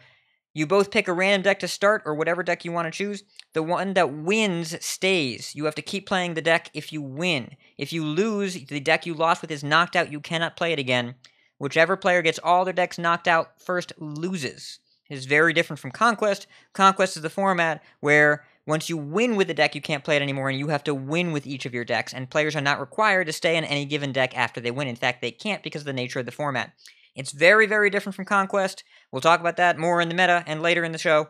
But this was a stacked top 16. Amnesiac won the tournament over Zalae in the finals. The top 4 was Yoitzflow and Fino, 4 incredibly accomplished players. And the top 8, Language Hacker, he was actually 7-0 in the Swiss, lost in the quarters. Iron Fire, who's a friend of ours from THL, Sidonia, and Ike, both also pros, totally stacked tournament. And the top 16 had good players too. Qwerty97, Gaiza, Conrad, Fluffy, Seiko, Board Control, Casual, and Chloe as well. So, a lot of great players here. Tournament was super interesting to watch. Now, there was another tournament we didn't even know about last week. It's the ESL Polish Championship. It was a invitation tournament for 8 people, and 8 more people had qualifiers. It was kind of like the Polish Copa America in that context. It wasn't super well reported on. I couldn't find the deck list anywhere, but I did find the VODs. It did happen this weekend. Qualifier's been going on since April. The finals was just played out this past weekend, and A83650, A numbers, he qualified in the HCT EU Summer, and he won the whole thing in this tournament. So a lot of good tournament success for him lately. Over WojekXD, and Convan and Kamal came in 3rd and 4th. Kamal is A83650's teammate on Illuminar Gaming, along with Luckin and Tutek. A very good weekend for them. Now, as far as the meta goes, I don't have any information on the ESL Polish Championship, so I'd rather not give you incorrect information. There are VODs available on YouTube under the Hearthstone Tournaments channel. They are all in Polish. So if you don't speak Polish, you will have to get by with the inflection and watch the cards that are being played. But it is It was difficult to kind of get through. We have some information about it. At least one of the games to watch was pretty cool. As far as Dreamhack Austin, again, last Euro standing, not Conquest, so the other tournament sections we've talked about so far this expansion are going to be different. But this is a pretty good indicator of the direction the metagame is going. Druid is by far the most played class. There were 15 of them. 12 of them were Token Druids, 1 Spiteful, 1 Malygos, and 1 Taunt Druid. Warlock had 14, 11 Q-Blocks, 3 even Warlocks. You thought Q-Block was dead, think again. Now, Warrior is the big winner in last Euro standing because, again, you want to queue up a deck that beats your opponent's decks, so decks with more polarized matchups are more common. There were 6 Taunt Warriors and 3 big Recruit Warriors. This is definitely different from what you'd see on ladder or in a Conquest tournament, but it worked out pretty well here. Rogue, there were 9 of them, 8 of them were Miracle. There's 1 Lonely Odd Rogue. There were 5 Spell Hunters, no other classes, or no other archetypes were represented. Shaman had 3 Shutterwalks and 1 Even Shaman. Priest was kind of all over the place. There were only 3 of them, 1 Combo, 1 Quest, and 1 Dragon. There were 2 Alaneth Mages and 1 Big Spell Mage, so only 3 of them. And Paladin used to be the best, now it's the last. 1 Murloc Paladin, 1 Odd Paladin, nobody else made it in the top 16. The winning lineup was Token Druid, Even Shaman, Even Warlock, and Taunt Warrior, played by Amnesiac. And he played all of these very, very well. In fact, he's one of our games to watch. But first, let's talk about Zalae. Zalae had a really incredible tournament. I don't know if either of you guys watched either of these Zalae games, but we're going to talk about 2 of them. The first one is his game against Insom. And Zalae was playing this kind of funky dragon control combo priest. It was not your typical combo priest. It had Primordial Drakes, it had Ysera, it had Twilight Acolytes, Cabal Shadow Priests, and Bone Drakes. It was much more value-heavy, much more late-game oriented, but also played double Divine Spirit, single Interfire. So you still had the option of just bursting people down out of nowhere. And this was one of his best tournament showings in a while, and games like this show why. He was one of the few players to bring Combo Priest, and it worked in odd circumstances. It was an open decklist tournament. People knew what he was bringing, but there was definitely not a lot of experience here, and Zalae is an excellent player. He played against Insom's Taunt Warrior. That should be a favored matchup for him. He has a lot of different ways to disrupt enemy minions with various steal effects, and he is able to generate big threats and pressure out of nowhere with the combo cards. But here's the thing. You can't generate big pressure if you lose your Interfire, and his opponent, Insom, when Zalae had 8 cards in hand, a Bone Drake, and a Loot Hoarder, played the Death Knight, the Warrior Death Knight. Cleared the board, put 2 cards in Zalae's hand, and the card that he burned was the only Interfire in his deck. So Zalae was playing a combo priest with no combo. You know what? He said, I'm going to win anyway. He baited the executes, and then he made a 630 Primordial Drake, which was able to absorb rag shots and not die and push 6 damage a turn, combined with the amount of resources he generated with Bone Drakes, combined with the amount of cards that he stole, and combined with that big butt to soak up rag shots, he burned his Interfire and won anyway against a Taunt Warrior. Incredibly impressive to watch. 30-minute game, and yet still not the best Zalae game we're going to talk about today. Also, a very key card in that was Unidentified Elixir getting him lifesteal on the dragon, because every once in a while those rag shots were going face and would have killed Zalae eventually, but he was able to heal back up using that since he was in fatigue. And that was actually like a pretty big key part to that game, is him being able to heal up with the lifesteal on the Drake. Yes. So I'm guessing you got a chance to watch it, Botticus. I was there live, and yes, that game was going on for a long time, so I was able to see the latter half. And basically I started watching as soon as they said he burned his Interfire, is when I was able to start watching. That's actually kind of a pivotal point. Nickolias, you see it? No, I didn't see any of a Dreamhack this weekend, unfortunately. You are missing out, my friend, because this next game that we're talking about, listen, if you have a spare hour ever, watch this game. This is one of the best games of Hearthstone I've ever seen. We're going to talk about Zalae versus Amnesiac, Game 1 of the finals. This was a Token Druid mirror, and I didn't know this about a Token Druid mirror, but Zalae did. It's a fatigue matchup. Zalae played for fatigue starting with the mulligan. He kept Malfurion in the opening hand. He recognized it was going to be a slow game.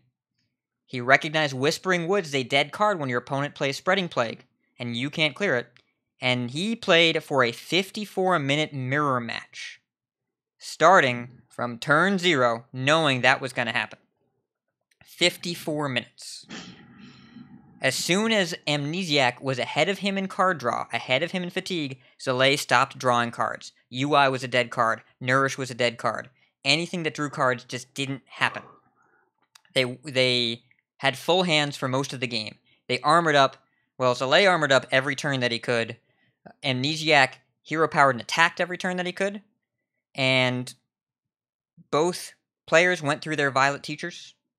Both players went through their branching paths. Both players played one Spreading Plague. And Zalae, 3 turns in a row, burned a card instead of playing a card. Because his hand had all the cards that he wanted, so he chose to not do anything other than hero power with a 10-card hand 3 turns in a row. Amnesiac did not choose to do this at any point. He did play, this is an important detail, he played a Savage Roar so he wouldn't overdraw 1 Savage Roar just to go face for 2. Then Zalae gets to 0 cards in deck for both players. Both boards are empty. He goes Whispering Woods knowing that Amnesiac has a Spreading Plague and a Soul of Forest. Amnesiac goes Spreading Plague, Soul of Forest. Zalae trades all his 1/1s into the Spreading Plagues. He makes a bunch of them 1/3s, leaves some untouched, plays his own Spreading Plague, and Soul of the Forest. Zalae still has 2 Savage Roars left. Amnesiac plays 1 Savage Roar, gets rid of 4 of the taunts, leaves 3 alive. Zalae Savage Roars back, clears most of the board, and leaves up 3 taunts and 4 Trayons. The next turn, Amnesiac can clear a few, but not that many cards. I believe he clears 3 of the minions, and he leaves Zalae with 5 tutus. Zalae then Savage Roars, puts Amnesiac down 20 life points, and sets him to be dead to fatigue in 3 turns. And wins, despite burning cards for 3 turns in a row, despite not doing anything the entire game. The casters were bewildered, but he had a plan from the very first turn, and this was the closest to chess I've ever seen Hearthstone. 54 minutes to execute his plan. One of the best games I've ever seen.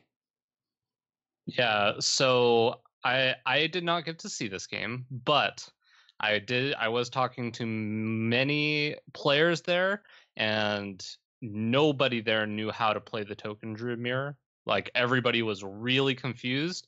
Apparently somebody knew how to play the Token Druid Mirror, and that's Zalae.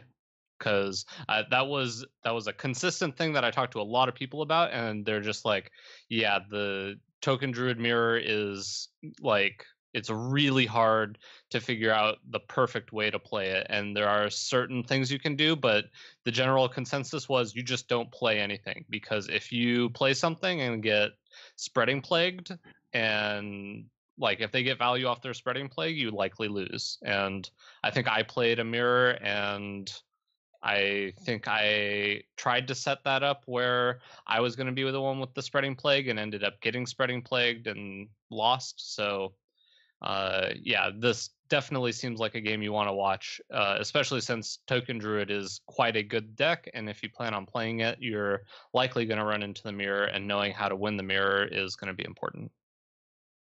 Yeah, this game was an hour-long Hearthstone Days of Our Lives. There were twists, there were turns, there were ups, there were downs, and listening to the casters trying to sleuth it out as well, again, nobody knows what's going on, and they're just reacting in confusion. It was Admirable and Dr. J, which are a great couple of people listen to a game like this, and it just went on forever, and then at the end, it all became clear. You saw the checkmate, and it was just incredible to realize. So, very well played by Zalae. Amnesiac did end up taking the series, but Zalae played so well this tournament. The two of these guys are friends. They're both great players. Only one of them can win, but this was one of the best played games of Hearthstone I've seen.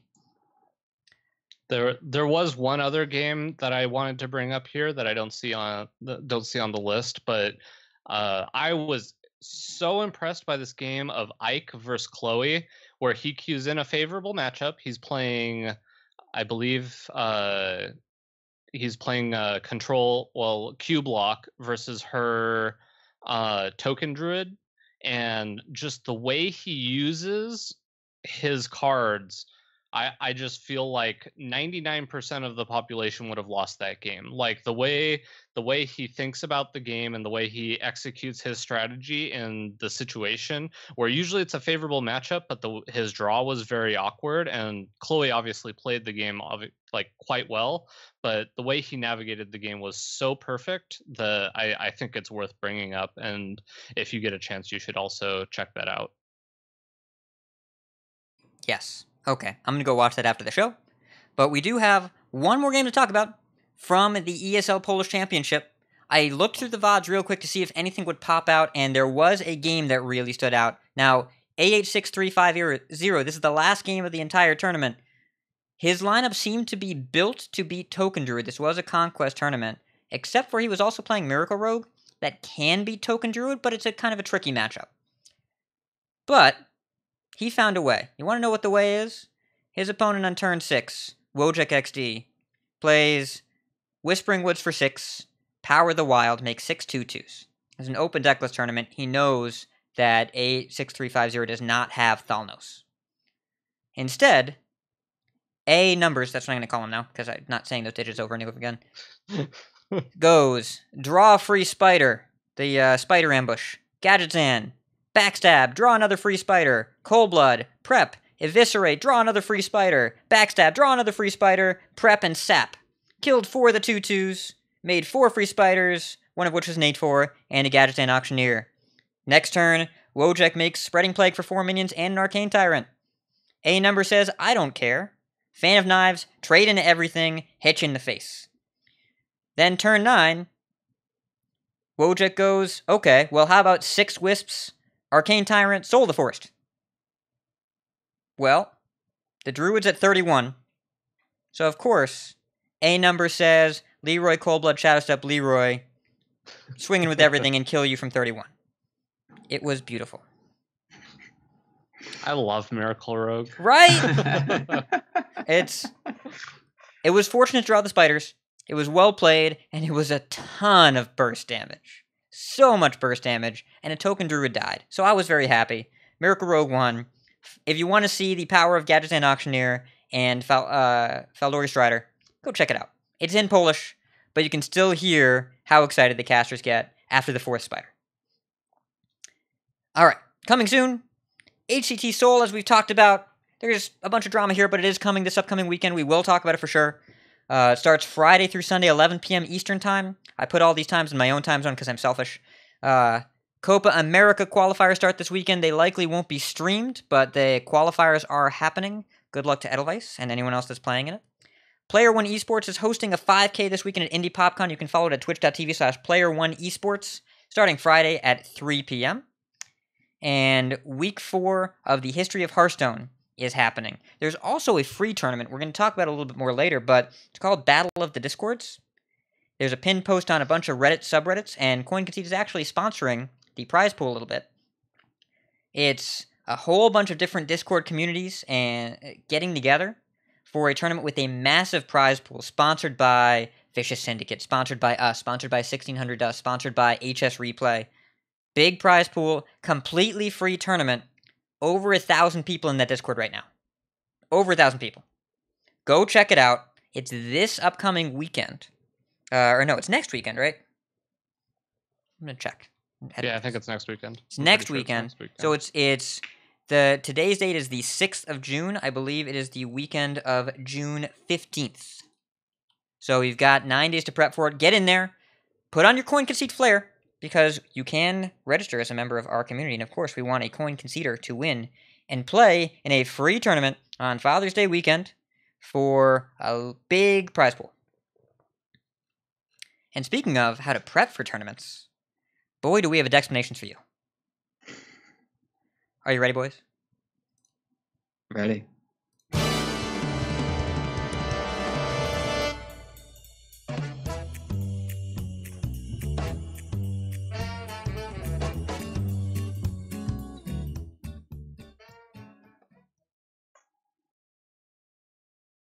All right.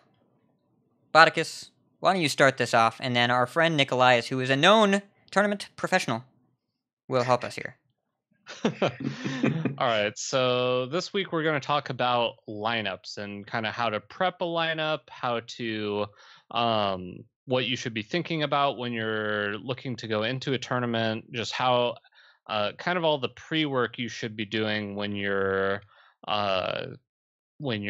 planning to play in a tournament. So I figured, since I am not super experienced in building lineups for tournaments, we have Nickolias on here, who recently just won the Listener League, and I think it'd be good for him to kind of go into how he how he ended up going with the lineup he went with, kind of what his thought process and stuff like that. But I guess the way we have it laid out here, we should probably go into the differences between the two different formats that are most common, which is Conquest versus Last Hero Standing. So why don't you, Nickolias, why don't you talk a little bit about the differences for how you would build a lineup for Conquest versus LHS? Yeah, so Hat spoke to it a bit earlier about the difference between them. Conquest is bring 4 decks. Generally speaking, it's bring 4 decks, ban 1, and you have to win with your remaining 3 decks. Whereas Last Hero Standing is you win. The last person to have a deck that hasn't lost wins. So it's a bit different on how you want to build your lineups. Last Hero Standing, because you get the choice, because when you win a game in Last Hero Standing, you have to play that deck again. It encourages a lot more of bringing decks that hard counter other decks. So you see a lot more fringe decks there, I want to say. So like Quest Rogue or Kingsbane's Rogue, ultra hyper aggressive stuff like Murloc Paladin or Tempo Mage, just stuff that have very polarizing matchups are more common in the Last Hero Standing, because you can get those hard counters, you can line those up properly. Whereas for Conquest, it's not as easy to do that, because you have to win with all of your decks, and if you like hard counter a specific strategy and then you go against the one person who's not running that, he kind of gets screwed over. So you want to have a more, generally speaking, you want to have a more well-balanced lineup that can do several different things. The decks generally have several different game plans that they can go through. And that's for Last Hero Standing, right? You have that's for like, Conquest. For having the more versatile decks. For Last Hero Standing, you generally want to have the more polarized matchups. Okay. Yeah, you have more like variations of decks, where in Last Hero Standing it seems, where you have like you need to bring kind of, generally it seems like you're bringing a couple, like an aggro deck or two and a control deck or two, and like a combo fitting in there, because you need to be able to, I guess, switch gears. Whereas it seems like in Conquest, a common strategy is, if there is a deck that you think a large majority of people are going to bring, you can have pretty much all of your decks kind of target that deck to try to make sure that deck is not able to get a win. Because if that deck has a really hard time beating any of your decks, then their lineup can not win the match, essentially. Yeah, so right? it's a lot easier to focus on one, but it's also the more you focus on that one deck, the riskier it is if you go up against somebody who's not bringing it. So it's kind of trying to strike the balance between decks that can go hard on one archetype, but are flexible enough to still win games even if you don't see it. Okay. How much do you know about like the concept of leveling? Yeah, so leveling is when you kind of get a read that of what people are going to bring, and so you bring the next level of that. So if you're expecting a aggro meta, then you can level that by trying to go for a control bringing like 4 control decks to try and beat those aggro. And if you're there's even more leveling. So if you're expecting people to know that it's an aggro meta and they're expecting the control decks to come out, you can level that and bring the anti-control decks, and it's so many different levels you can go onto that. It gets pretty messy pretty quick. But right, so like for instance, a lot of people start with level 0, and level 0 is going to be what you expect to be the most common lineup that pretty much everybody is going to bring. Usually involves people who just bring like all of the best decks, or just whatever, like a lot of times whatever won the last event of that format is kind of the generally considered like the level 0 deck, or that's basically no innovations, that's level 0, and level 1 is the lineup that hard counters the level 0 deck. Exactly. Usually it's the decks that try to beat all of the decks from level 0, and then obviously, as you said, it can keep going. and usually what happens is level 0 loses to level 1, and then level 2 beats level 1 but can lose to level 0 sometimes. Like it can get kind of weird if you keep going. Inception. So why don't you talk about like I guess we kind of talked about that, like the different formats. You have a best deck format where there's not really a cohesion for your strategy. You just bring whatever the best ladder decks, usually whatever the best ladder decks are, or whatever decks are considered the best decks in the format, and their win rates are so good that even their bad matchups are kind of not really that bad. And then there's also, I guess, layered lineups. Do you know much about that? I haven't actually really heard of this before. Layered lineups or high variety formats. So I picked the language here. I want to make sure that I'm clear on it. It's basically, there's kind of a relationship between the ladder meta and the tournament meta. When you have a clear best deck or selection of best decks in the ladder, they're much more likely to be brought to tournaments. It's a lot easier to target and to level, like we talked about before, and that can get very complicated. But you look at the pre-nerf ladder format. That's really a good example of a best deck format. What were people bringing? Spiteful Druid, Cube Warlock, even Paladin, other. Right? It's almost always those 3 decks. What was the 4th deck? Mind Blast Priest usually? Often Mind Blast Priest. When I was in Canada Cup, I brought that and Quest Rogue. Quest Rogue is a good one. Mind Blast Priest is a good one. Tempo Mage sometimes, but that started to fall out of favor a little bit. But it was generally much lower variety because the best decks were good enough that they often won. So you could either attempt to hard target, or you could bring that lineup, or you could try and target the people that were targeting if you thought most people were going to try and get smart.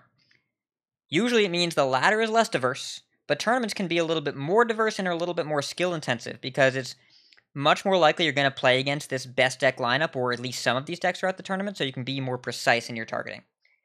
As opposed to what we have now, which is an extremely diverse format, where there is no one best deck, no one best lineup, and no clear champion of the meta outside of the class of Druid. And even then, there are so many different Druid decks. If you see a lineup, and it is Druid, Hunter, Mage, and Rogue, there's probably about 100 different permutations there, if not more. Probably 100 different Druid decks. But also, Hunter could be Spell, Midrange, or Recruit. It could be Secret Recruit, could be Keleseth Recruit, could be Cubes, could be Dire Frenzies, could be Witchwood Grizzlies, you don't know. Mage could be Big Spell or Alaneth. Rogue could be Quest, Miracle, or Odd. And there's so many different ways to go that often your lineup matters more than how the individual games are played, except for those incredible players that are able to kind of play to their outs and turn around the bad matchups. But even then, if you hit the wrong lineup enough times, variance is going to correct, and you're going to be out of the tournament because of the decks that you chose versus the decks they chose, opposed to how you play those decks and how specifically you're targeting. It usually makes tournament metas a lot harder to predict, and a lot of times will reward the people that metagame the best, but not necessarily the best technical players. It's different. And pros often prefer metas like the meta we had before, which was balanced, unfun, and warped, as opposed to a meta now, which is balanced, super diverse, and even power level overall, as opposed to 5 decks that stand out above the rest. Yep. So I guess we'll go into the next thing here, which is open deck list versus closed deck lists. Kind of a couple different formats out there. I guess Hat could probably, I know you just spoke, but you could kind of talk about how THL and UHL kind of do their deck lists, and then actually that's kind of similar to how we did the Coin Concede, and then also like Dreamhack does fully open deck lists, where at the start of the match you are shown your opponent's entire deck, so you know exactly what cards are going to be in all of the decks. But it's Nickolias is smart. He does these things. He won the listener league. I haven't won any leagues lately. Yeah, so I'm also in THL. I've been, like I said, this is my second season. And for THL, you basically submit classes, and once your opponent has submitted their classes, they become revealed to both players. And then, so the 4 classes are locked in, but you can kind of bring whatever deck, and you don't know what your opponent's decks are going to be, just the classes. And so that can lead to some interesting situations where you want to hard target a particular deck you think they're going to bring, or just generate a strategy based around those decks. So, for example, I played against Hat last week in THL. Ugh, it hurts. He brought Taunt Warrior, and I brought 4 decks that beat Taunt Warrior. And I ended up winning the series against him 3-2, because I lost with my other matchups, but he could not get a win with that warrior. How did you know that I was bringing Taunt Warrior when you only saw my classes? That's the thing. There is only one very powerful archetype of warrior out there right now, being Taunt. Big recruit warrior isn't that common. And the same is for Paladin. There's only really odd Paladin. So it's very easy when you see those kinds of decks, when you see those classes, you can make a strategy to hard target them. And then because it is closed format, I'm sure you weren't really expecting me to bring a Recruit Hunter, and that probably caught you off guard as well. Well, I knew it was an option. I just didn't think the matchup was that bad for the Taunt Warrior. But spoilers, it was really, really bad. I think Hunter in particular this is the most diverse Hunter has been in Hearthstone's history.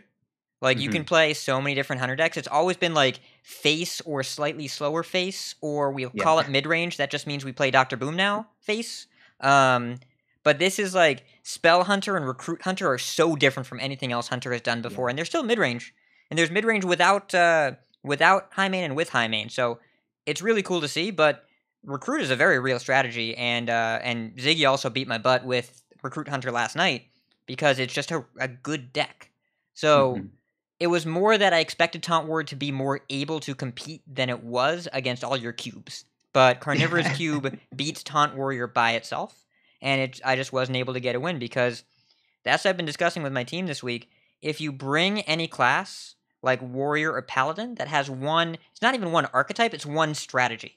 If I play Warrior, I'm hitting armor up a bunch and playing a slow deck that's meant to be defensive until it kills you. Paladin, I'm planning on going wide.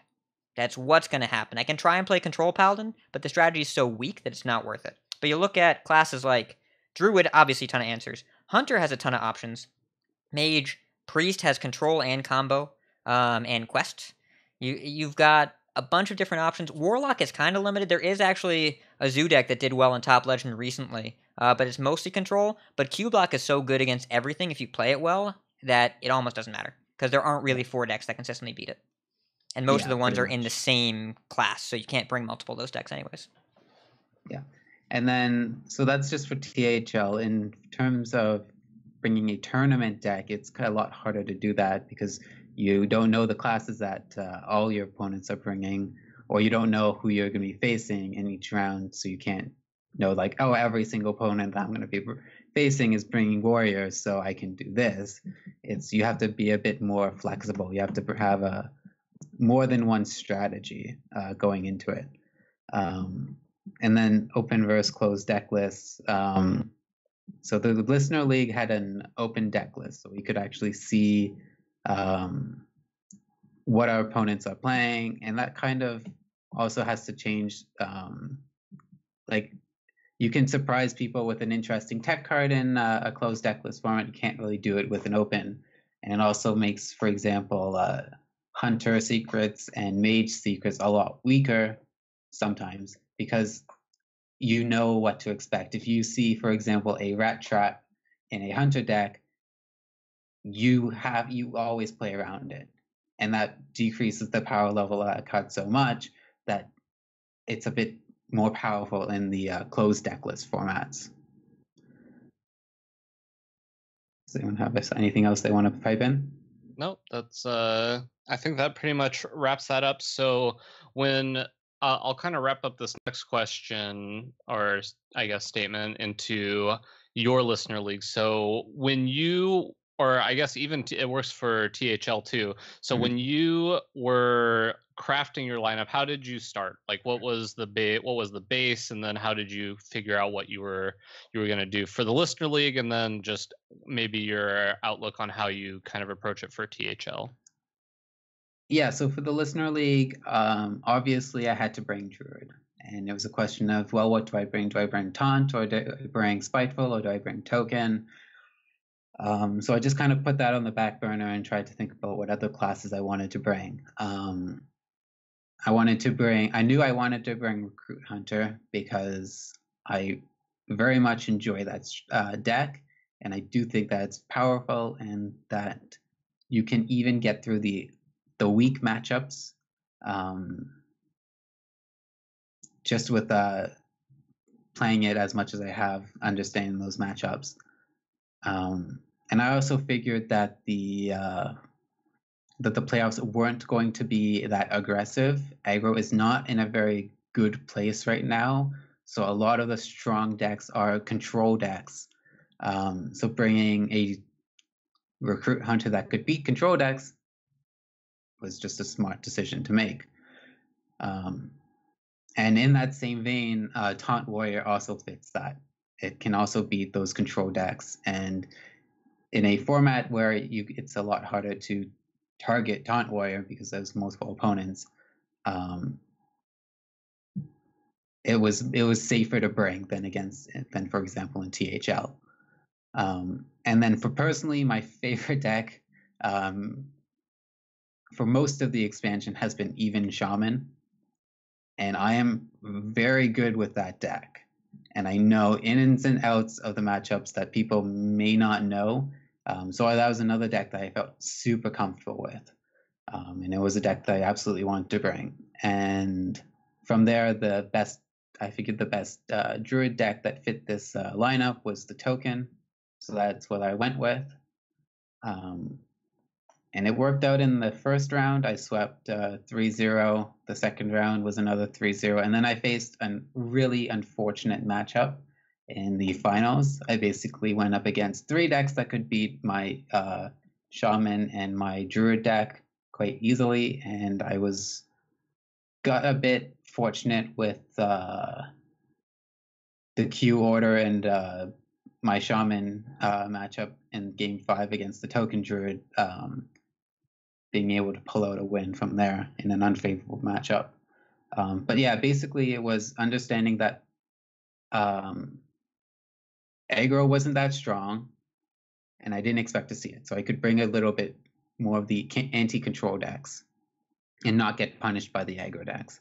And then decks that I was super familiar with and that I knew how to win the unfavorable matchups. And I think that's what gave me the edge in that in the playoffs. As far as making a lineup for THL, it's a lot of what you it kind of comes down to what you expect your opponent to bring, based off both your lineup and their lineup. So you evaluate what are the best archetypes for me to bring against this lineup, and then you have to do the reverse to see what's the best lineups for your opponent to bring against your lineup, and then make the adjustments necessary to deal with it.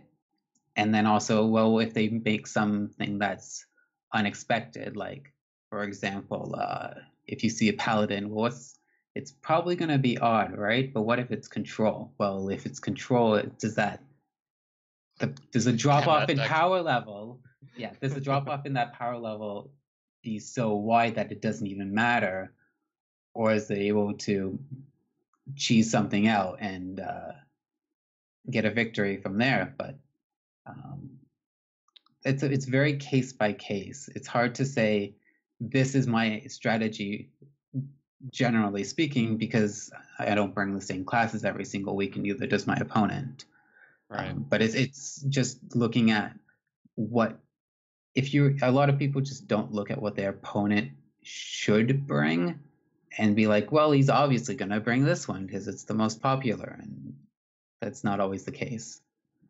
And also, I remember from the one season I did at THL that you can also see what classes they have brought in previous months. Yes. And do your research, kind of see, is there a pattern to what classes they're bringing, and you can get an idea what they're likely to bring class-wise for this month. But obviously it can change in there. I wanted to ask about how does the ban fit into when you're crafting these lineups? How much are you thinking about what you're planning on banning? Does your lineup kind of revolve around what you're planning on banning, or does the ban come in later after you've decided what decks you're going to be playing? No, the ban is a key part of it. I need to know if I'm bringing. I need to know which deck I'm banning when I decide which archetype I'm bringing. If I'm banning. For like Listener League, what was your plan? What were you planning on banning? Oh, so that one was easy. Yeah, Warlock. I banned Warlock every single time that I saw it. Just because Warlock was extremely powerful against my lineup, and I knew it. And I also knew that I had better matchups against the other, maybe less unfavorable, but like Warlock was so far bad for me that I kind of created the lineup knowing that it was bad and that I wouldn't have to deal with it. And as far as THL goes, yes, you need to be making your decisions on which archetypes to bring based off which class both you expect to ban and what you expect your opponent to ban. Like if you're not paying attention and like, oh, I'm gonna bring these decks and like not expect them to not pay attention to the fact that they're likely going to ban one of your key strategies. And then it's like, well, I have these three less powerful, and then they can maybe sneak a win in, and that's not a good spot for you to be in either. So yeah, you need to be very conscious of what you want to ban. Both your first choice of the ban, and if they don't bring it, what's your second choice of the ban? When it comes to tournament lineups, absolutely, 100%. Yep. A little side note here. I don't know if he'll want me to talk about this, but I'm going to anyway. We had one of our part of our crew, Sir Slim, had a feature match at Dreamhack Atlanta, and I was talking to him before the match, and we were looking at, he was playing against Monsanto, and we kind of looked at his lineup, and he was a little nervous, and I was like, you're playing an anti-control lineup against Monsanto. I think you're going to be fine because Monsanto usually brings the more controlling decks. And we looked at his lineup, and I kind of asked him what his thoughts were, what he was planning on banning, and he said Warlock. And I looked at the lineups. I'm like, yeah, Warlock makes a lot of sense. I think that you should probably ban that. And then he was on stream, and for some reason the Rogue was banned, and then he got swept by the Warlock. And that kind of that was kind of rough. I guess he got information from a pro player that I will have remain nameless that he should ban Miracle Rogue over the Warlock, even though the Warlock seemed pretty favored against the rest of his lineup. So it was quite unfortunate to see him get reverse swept in that match. But the ban is a huge part of your strategy, and his ban or his plan for that tournament was to ban Warlock. So when he didn't ban it and got swept by it, it was kind of sucked. But I can tell you exactly what it was. It was like this.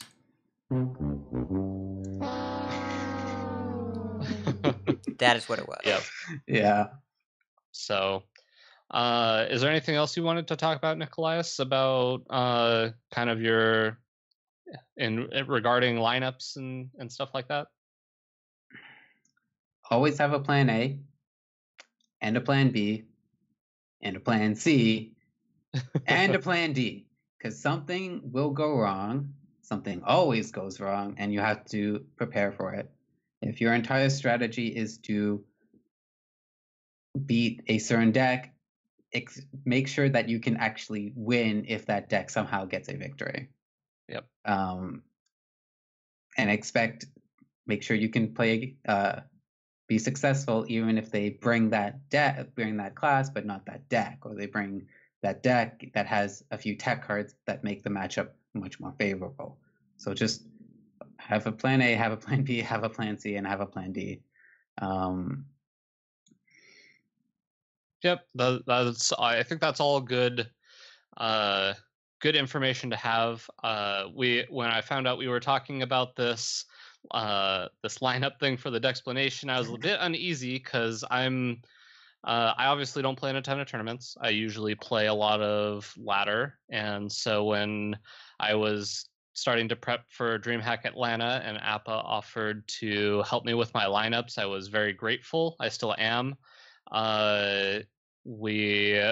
The way we developed the lineups is he kind of got picked up a list of all the decks and their win rates and picked out all kind of different lineups with decks that have very polarizing matchups. As Nickolias was talking about in Last Hero Standing, you want decks that when you lose with a deck, you can queue up a counter to whatever they're playing because you know what they're going to be playing for the next game, and you can have a really good shot at winning. Basically, he came up with a bunch of lineups. I looked at what the best lineup would have been and said, I cannot play Taunt Warrior. I think that it was a fantastic choice for Last Hero Standing. I think it was a great deck. I think it was a great choice. I would have done poorly with it because I am just not experienced in it, and you really need to be able to win your bad matchups because you're just not going to win all of your favorables, as happened to me a few times. And you also need to know how to win your favorable matchups because everybody's going to know what they need to do to be able to beat you. So I figured the percentage points I would have gained by playing Taunt Warrior would have been lost in my lack of experience. So ended up switching it essentially for Miracle Rogue. I knew Miracle Rogue was a strong deck. It's a deck I have a lot of experience with and I was very good at. I think that's something that's very important if you don't play in a lot of tournaments, is to play decks that you are comfortable with, decks you know how to win your bad matchups and stuff like that. So I brought Miracle Rogue and kind of we crafted the lineup around that. He had Miracle Rogue in a lineup and I looked at it and basically was like, I know how to play all these decks. This seems solid. So we ended up going with Cube over Even Warlock. I still kind of like Cube over Even if there's not a lot of weapon destruction, which you can't really afford to have a ton in a lot of lineups because if you play against Even Warlock, they don't have the weapon and there's just not a ton of weapon classes. We brought Token Druid because it just had the best spread against the most matchups. It had really high win rates against a lot of decks that I expected to be there. And obviously everybody like most of the people ended up bringing it to Atlanta. I think it was a pretty solid choice. And the last deck was Odd Paladin, and really the Odd Paladin I don't think is a very strong deck, but it beat the matchups that you need to be able to beat. So essentially it was brought to be able, if I ran into an aggro lineup, I wanted to be able to beat Tempo Mage, I wanted to be able to beat even Shaman, I wanted to be able to beat these more aggressive decks, and it drew a couple bans. So while I don't love the deck and it didn't feel like it lined up against some of the very popular things that it was brought, I think that it was still actually a fairly solid choice because it was something that drew bans from people. Like it was obviously powerful enough to I know that Phenom had to ban it because he was playing Tempo Mage and he was Tempo Mage and Odd Rogue. That was another one that it was very favored against. So he kind of had to ban the Paladin. So even though I didn't feel great about it in my lineup, it still served a very specific role and probably deserved to be in there. I think the lineup overall felt pretty solid. My play was not perfect, and I definitely got a little bit high rolled in a couple games, but that's just going to happen. You got to get a little lucky to win a tournament. Didn't go as well as I wanted it to go, but I'm already signed up for I've been saying Atlanta this whole time. It was Austin, but I just signed up for Atlanta. So I'll be trying my hand at it again in Atlanta, and I have a bunch more information in my head to be able to make better decisions for next time, and hopefully I'll be more skilled at creating lineups and can do a little bit better. Maybe I just need to practice a bunch more Warrior, because I do think that's I don't know what would really change that would make that not as viable as it currently is. So Hat, what closing thoughts on this decksplanations topic? Talk about THL and UHL. Bans are hard. UHL has no bans. I'm 7-0. THL has bans. I'm 1-3. It's both are conquest. Bans are hard. And this lineup crafting thing is very difficult. The past 2 of the past 3 weeks, I got completely leveled. 3 weeks ago in THL, I got leveled by plants because I brought Rogue and Paladin in my lineup, and my opponent correctly placed me on Miracle and not Quest, and brought a bunch of anti-aggro decks, and I lost to Quest Priest, Control Warlock, and Big Spell Mage. And then the week after, I brought Taunt Warrior and a bunch of controlling decks, and Nickolias leveled me by playing a bunch of anti-control stuff. And then this week, my opponent had Warlock, so I brought a bunch of anti-control decks because Warlock was going to be controlling, and it worked. And my opponent also had Quest Priest and had submitted their classes on Monday, and then had played that Tuesday without knowing about the Faceless nerf. So, or the Faceless Curse Disciple interaction. So they completed their quest a turn later, and it actually mattered a lot. And then I played against Ziggy Sarah later that night, and she also played Quest Druid, and it also mattered in that match. So I got a front row seat to that mattering the day it happened. She still beat me with the Quest Druid, though. I was a priest, and she played play a 5-1, the Cursed Disciple, and then Faceless it twice.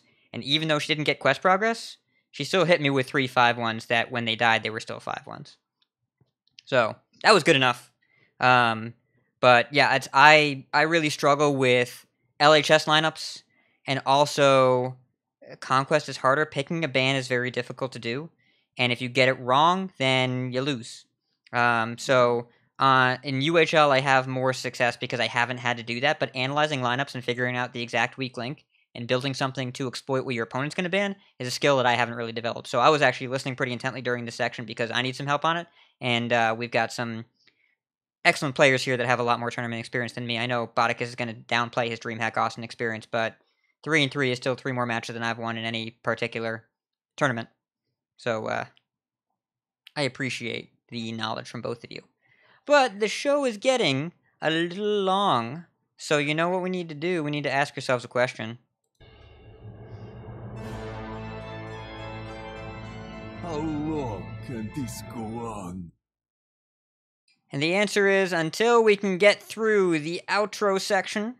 So thanks to Stefan L for letting us use his cover. Check him out in his channel, linked on our show notes. Big thanks to Hearthstone Top Decks and BeerBrick.com for Decklists, Hearthpwn for their survival guides, Old Guardian for his tournament analysis, and Hearthstone Tournaments on YouTube for tournament VODs. The show notes for this week's episode are on our website, CoinConcede.com. You can support our show at Patreon.com/CoinConcede. Join us every week live by following us on Twitch at Twitch.tv/CoinConcede Join our community chats and our Discord at Discord.CoinConcede.com. Write it to our email at CoinConcede@gmail.com. Follow us on Twitter at CoinConcede. And if you would like some CC swag, head on over to our shop at shop.CoinConcede.com. Big thanks to our producer. It's so fluffy! Big thanks to Swagoy Gaming for their partnership with us. They've got a monthly member tournament coming up. I don't know the exact date, but it's coming, and they're going to be doing those every month. And shout out again, Battle of the Discords. It's 9 days from the time of this recording, probably about 7 days from the time of the release. Go check it out, totally free, and prizes. Botticus, you have quite a few coin concedes here. Why don't you start pumping those out? All right, so this week I'm going to have a ton because I know I'm going to miss some people, but I really want to give some coin concedes out to Appa for the lineup, my friend Matt for letting me stay with him in Austin. He was awesome the whole weekend, picked me up from the airport and everything. Run, she was so sweet. She saw me when we were in line getting our badges, and we kind of hung out a bunch over the weekend. She was awesome to talk to. I can't wait. I hope she goes to another Dreamhack that I'm at because that was a lot of fun. Mr. Jones, podcast listener, said hi. Made sure I wanted to shout him out. I talked to Admirable for a long time. I actually need to talk to him again about getting an intro clip. Lorinda was there. He talked to me for a while. Cora and Sir Slim were there. Language Hacker, I talked to him for a bit. He had an awesome run. I wish he would have taken it all the way, but had to get shut down, which kind of sucked. But anyway, one of my opponents, I believe my first loss was to a guy named Jackaso. He's from Utah, and he ended up not doing super well in the tournament, but then while everybody was playing in the tournament, got rank 1 legend and showed me, and I was like, dang, okay, this guy's really good, and he gave me a nice compliment, so I want to shout him out. And then Slaviticus as well, I got to meet him in person. That was cool. He did not have the best tournament, but it was nice to meet him and hopefully get to see him again. If I missed you, I'm sorry. There was so many people this weekend. I'm sure I missed somebody, but shout out to you too. Yay, that was a lot of shout outs. Or coin concedes. Coin concedes. That's what we're doing. Nickolias, do you have any people you would like to coin concede to? First off, coin concede to you guys again for letting me be on here, and also to Midgame for running the Listener League. I had a bunch of fun. It was an awesome time. I also want to coin concede to the Calgary Hearthstone Innkeepers for running the Canada Cup. It was a lot of fun as well. It was last month, but still, this is my first time to say this. So thank you guys so much for putting that on. It was a lot of fun. Yay. And I've got a few. Midgame, of course, for being amazing. Again, the amount of work that he put in cannot really be understated. Amnesiac, I want to thank him because the Amnesiac has built up kind of a reputation of being, well, he's young, right? And he's occasionally been brash. He is known as the young savage. But the interview he gave after he won Dreamhack was unbelievably mature. And I was really impressed with the message that he put out there. First of all, he was very humble in his victory. And had a lot of really nice things to say about his opponents throughout the tournament, especially Zalae. But also he said that he had taken the time to step away from Hearthstone and make sure that his life was more balanced and stable, that he made sure that he was spending more time for his family, spending more time on himself, working out more, being healthier, eating better, sleeping more, and said that he felt like he was in a much better mental state throughout the weekend when Hearthstone wasn't everything he had. And it was a really great message for him to share with people, especially on the air, especially after a big weekend. I really want to thank him for that mature message and showing that you can be successful at Hearthstone without making it everything. In a lot of cases, it can be better for you to have other stuff going on. So, very impressed by that. And shout out to a couple websites that I found this past week. Deck.codes. It's a website that generates deck codes.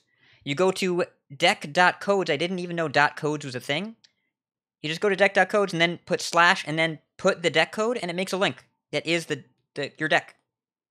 I didn't know you could do that. You just take the deck code and you paste it right there, and then you link it, and then it magic. It just works. So that website is awesome. And then this was posted on Reddit last week. SC2 Forever told me about it. Robot Moon is the website. It hosts an Hearthstone replay finder filtered to legend-only matches. And it shows decklists for the people recording the match. And it shows matches at all legend ranks. And you can watch the replays to see how these people play and what they're playing and how the games work out. And it's been incredibly helpful for my game already, as well as researching decks. So I've been going to that website every day since it existed. So a big shout out to the Robot Moon guy for using the HS Replay API and getting all this really, really useful data. I think it'll help people a lot improve their game. Okay. So, Nickolias, if you're not on Coin Concede again in the next 9 weeks, where can we find you? So I actually have a Twitter this time. Yay. I am at Nickolias123. You can also find, I'm also a coach over on Gamer Sensei. So gamersensei.com/sensei/Nickolias. So if you want to get coaching from me, either on ladder performance or tournaments, whatever, look me up. I have a tweet on my account on my Twitter that you can get $5 off your first purchase when you make an account with it. So check it out.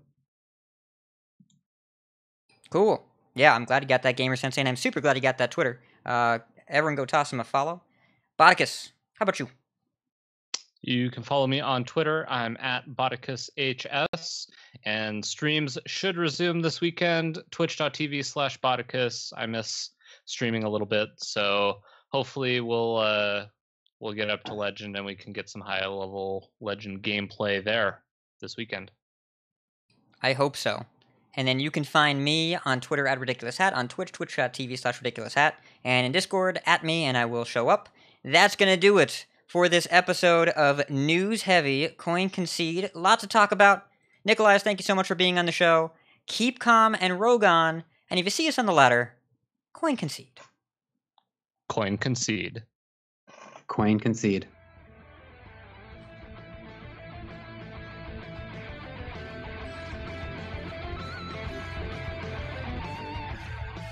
Take cold comfort in your victory. You win. I can rest now. You win. For now. Now, your victory proves nothing. The day is yours. I choose death. You have triumphed. This time. This hunt is